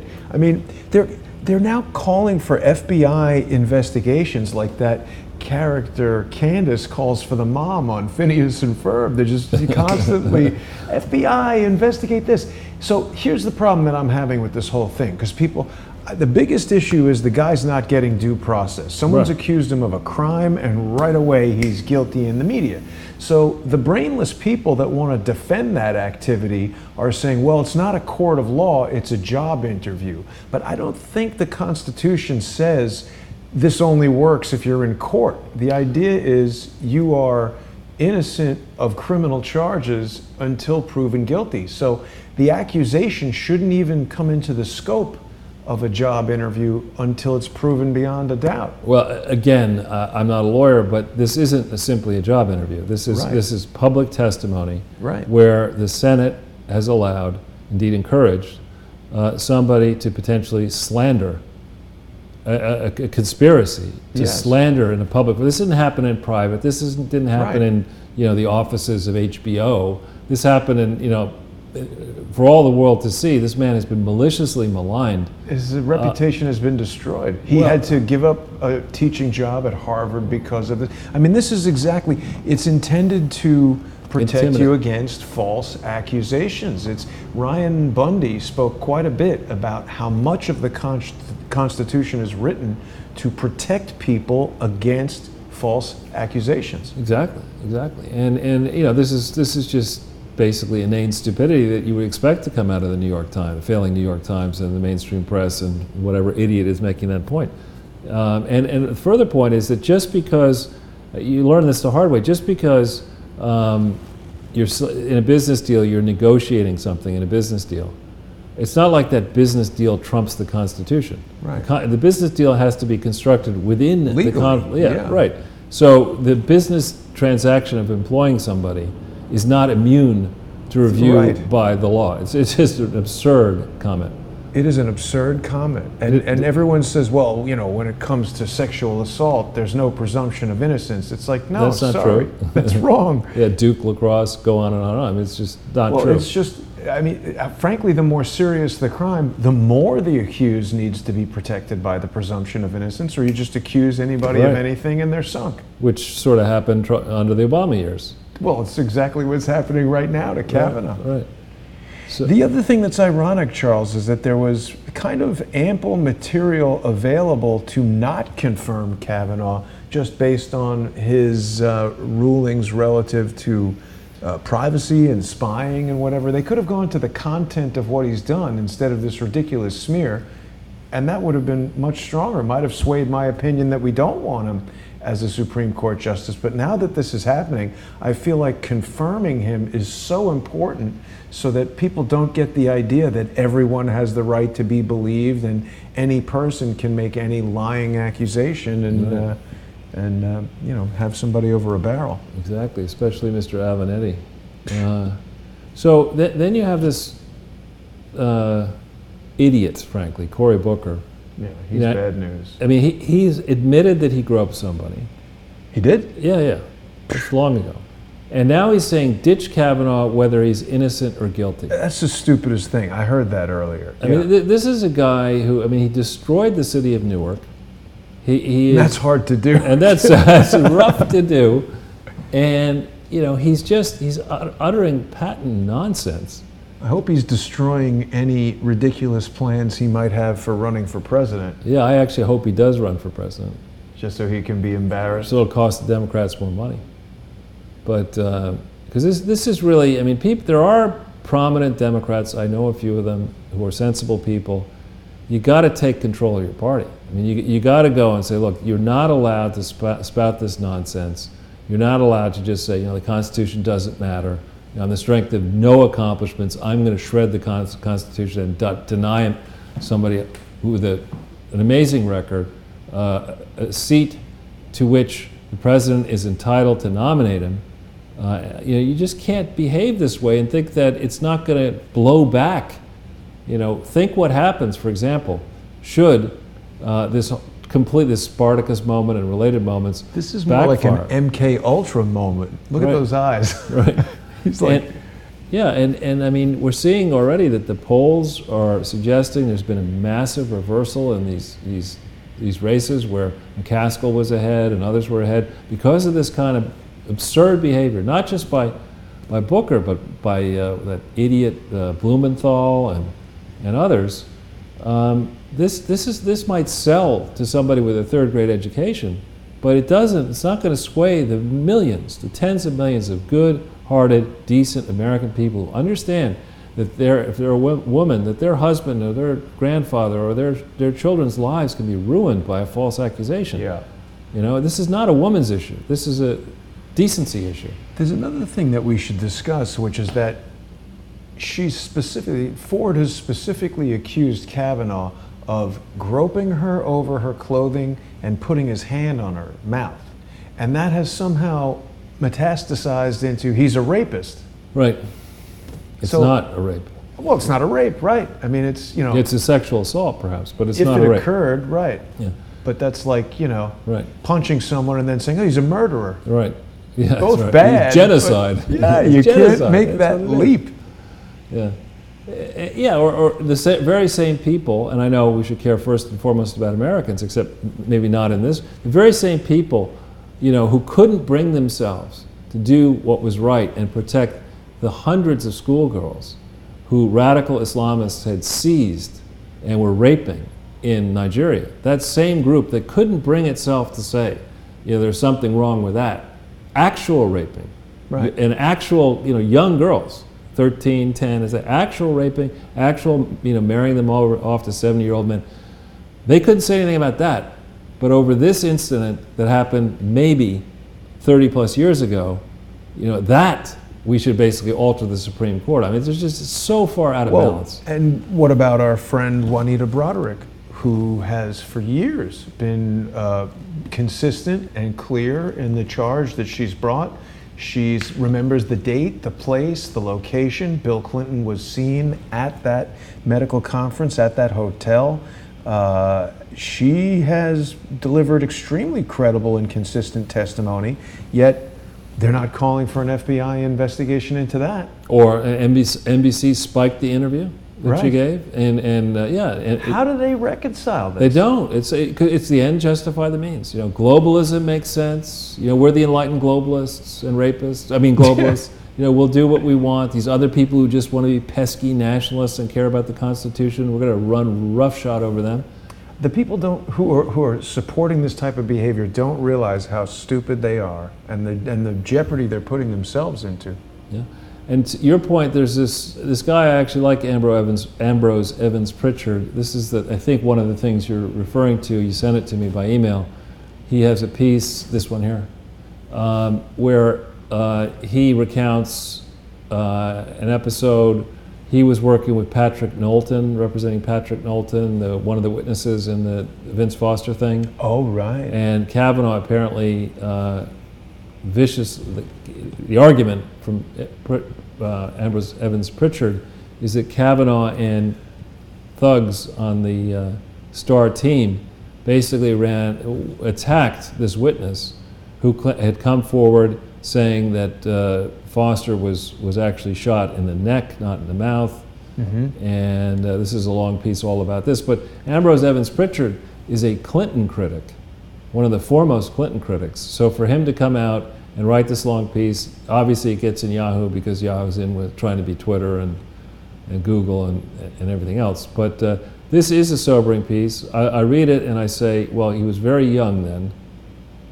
I don't like what I see here, and I wish the Senate had asked questions. But of course, to go into this, you would then be accused of saying, "Well, you don't believe Vince Foster," you know. Exactly. So this is an interesting thing to come out at this last moment. They're not getting into any of the substance of what he's done as a judge. They're talking about his high school yearbook and drinking brewskis. Yeah, because that's idiotic. Because that's what they do.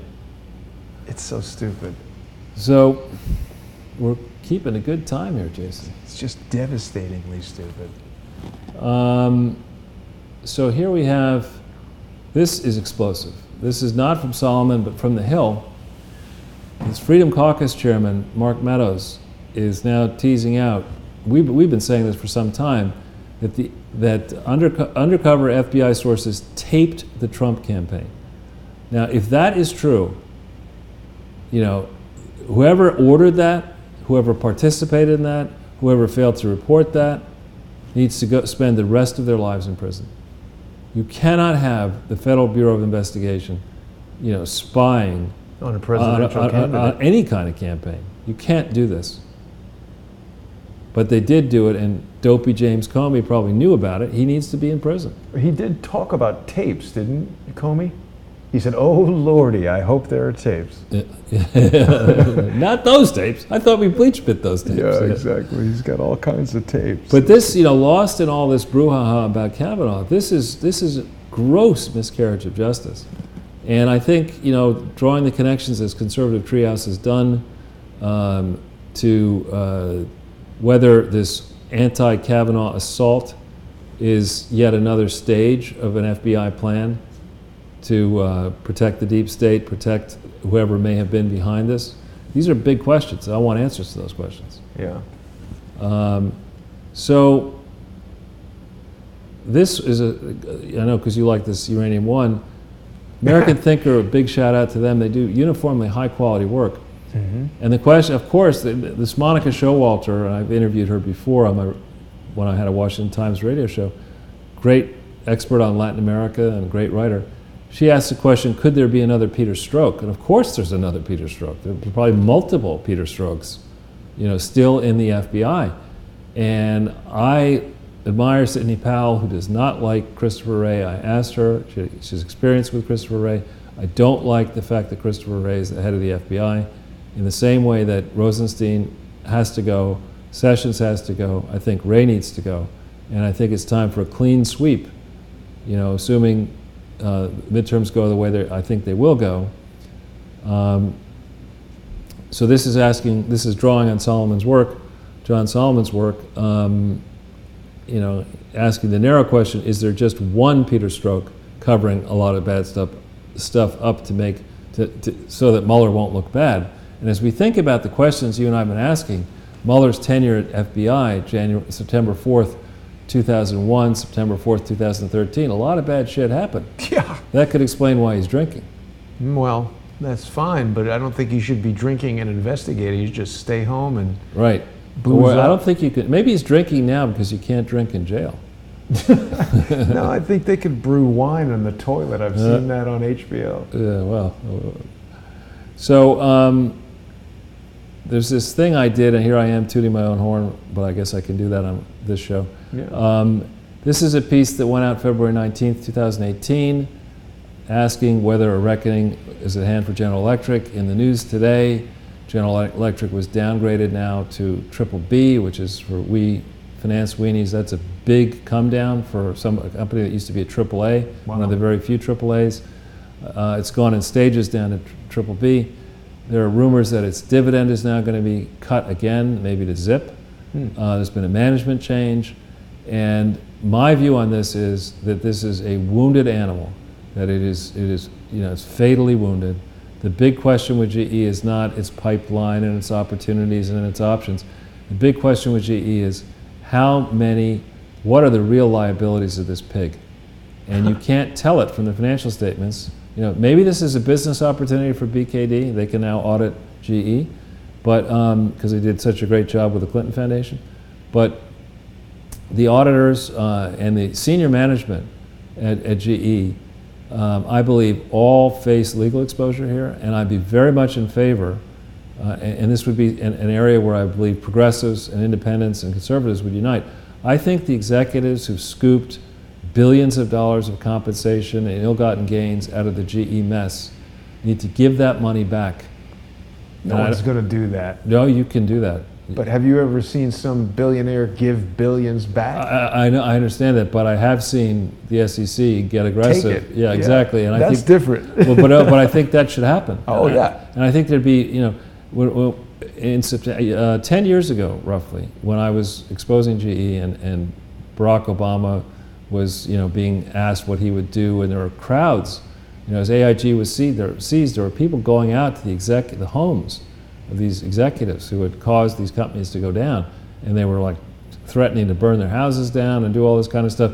And Barack Obama famously said, I don't know if it was exactly then, somebody said, "I'm the only person who stands between you and the pitchforks." And similarly, Donald Trump now. Obama said that? Yeah, you need Obama to tamp the crowd down. Similarly, if Donald Trump went to one of these massive rallies or a succession of rallies and said, we need, here I found one area where I can agree with Bernie Sanders, except for this billionaire, I don't like to see billionaires and millionaires making money in ill-gotten ways and then their companies go bankrupt. I don't like to see that.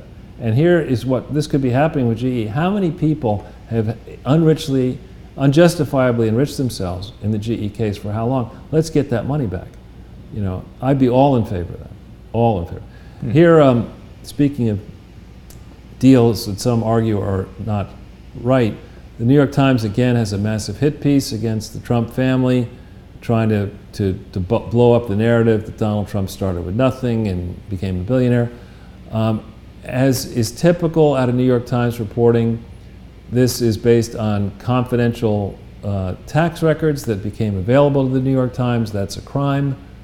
You're not allowed to get people's tax records this way. So whoever found these, and maybe it's another one of Donald Trump's bad lawyers like Michael Cohen, but I would, I am very skeptical of this story. What does dubious tax schemes mean? Well, they don't know is the answer. They doubt them. Yeah, exactly. It doesn't mean it's not legal, though. Right, exactly.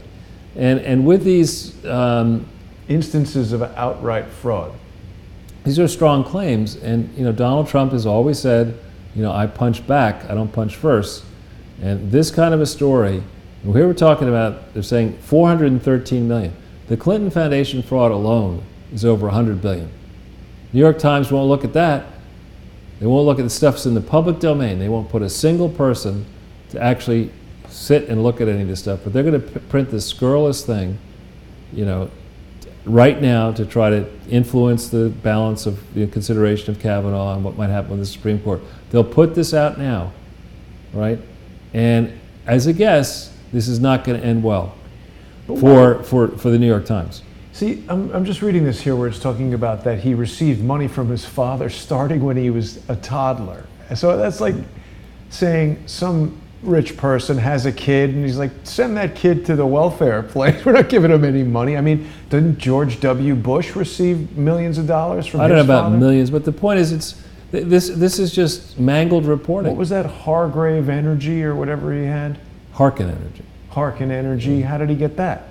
Yeah, but again, there's a difference between doing that, right, and brazenly flouting the law. And when you meet people who have this type of money. It's not like Donald Trump's in the back room filling out with a crayon a tax return. Well, this guy's saying the allegations of fraud and tax evasion are 100% false. I understand. No fraud or tax. Is that from President Trump? Okay. A lawyer for President Trump. I'm telling you, this was not a smart move by whoever put this out. Because generally on transactions that are this complicated and involving this much money, you get reams of lawyers writing opinions and accounting firms, not BKD, not Pricewaterhouse, but real accounting firms writing opinions, checking the facts. And this guy, you'll see here, he won a multi-million-dollar settlement in a case against the First Lady. So this is just not smart. It's meant to distract, I would argue, from the midterms, from the effort to seat Kavanaugh on the Supreme Court. And it's yet another example of why I don't read the New York Times. Yeah, the New York Times is a cat litter. Failing pile of garbage. It's cat litter. It's cheaper than cat litter. So also I got one of our allies sent this to me. I haven't had a chance to read this, but there's more State Department emails just came out. I don't know how many it is, 482 different emails. So we can put this, a lot of them are not dated, but it would seem, look at this, TD memo on INR enclosed and attached. Sid, that's Sid Blumenthal. Wow. And also Millennials Matter. That sounds like something that would be written by David Brock, right? Media Matters? Yeah, exactly. What is a TD memo? Why don't you hit it? We'll see. On INR. Oscar Flores, that's the House person in Chappaqua. Okay. Toronto Dominion Bank, maybe? It must. INR stands for Indian rupee, typically. It's all white. It's probably, Oscar, what they would do is they would send this stuff. Here's Sid Blumenthal, was not supposed to be working in the White House and or in the State Department, and he's somehow getting information which he wants printed out. And the way they do that is Bill Clinton doesn't supposedly use email, but he reads printed stuff, and Oscar is the guy who runs Chappaqua. He's like the house guy. Not really easily able to see what this email contains. There's nothing in it. That's ridiculous. Right. So, anyway, this is something in the crowd. People might want to look through this and see if we have any more interesting nuggets. I'm sure Judicial Watch, which got this, will be pouring all over it.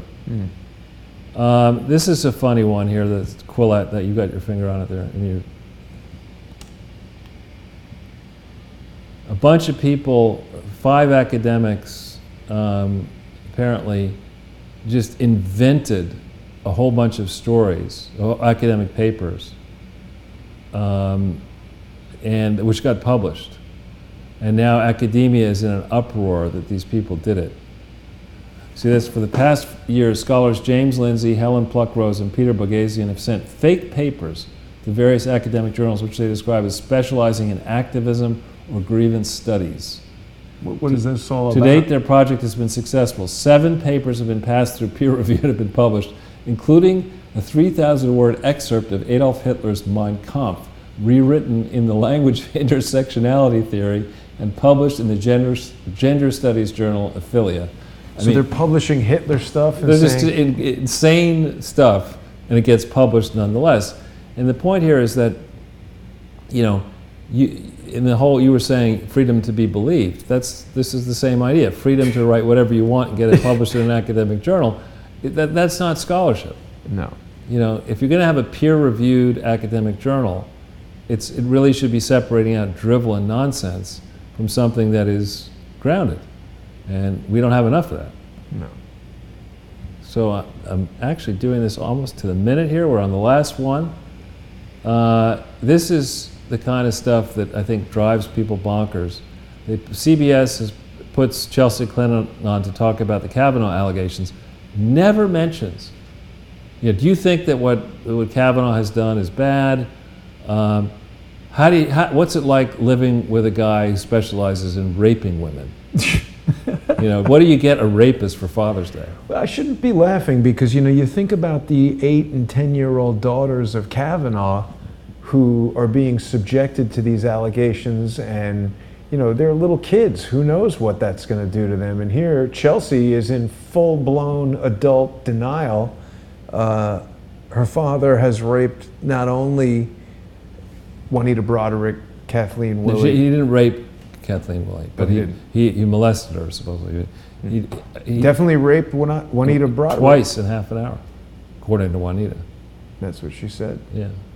So, I mean, this is just gives you, you look at this, it's a clear double standard, right? You're going to have Chelsea Clinton, the softball interview, you know, the chance to be, what did she get? Where did she work? NBC, she worked at a hedge fund, McKinsey, you know, all of that based on merit. You know, boards of directors here and there, $20 million, $10 million apartment, how did she pay for that? Marries this guy, you know, we're not going to say what the show that we're doing on Sunday, but this guy will come into focus on Sunday. You know, Ms. Vinsky? Yeah. You know, hey, make this guy, give him a hedge fund. And I mean, he managed to, you know, he managed to just destroy a fair amount of money. Anyway, this double standard where you let globalists, you know, they cannot be criticized. We need another, you know, somebody we can control in the White House. So let's encourage Chelsea Clinton to run for the White House. Did they encourage that on the show? Not on the show, but she's making noises about giving it serious consideration. You know, Pocahontas is giving it serious consideration. I think she would lose even harder than her dumb mother. I doubt she would be able to take New York State as an example, which is saying a lot. Chelsea Clinton. So on that, I mean, the overarching message here, Mr. Hansen, is I hope you're actually going to spend a little time with your lawyers here, personal and business, and AICPA, because you got some serious issues to deal with this Clinton Foundation. You got some splaining to do. Yeah, and these are not minor issues. And there are a lot of governments watching this. There are a lot of rich donors watching this. There are a lot of journalists watching this. We're watching this. And, you know, people are going to want to understand, you know, what's the point of getting a BKD opinion? Are you just catering to the fraudster community?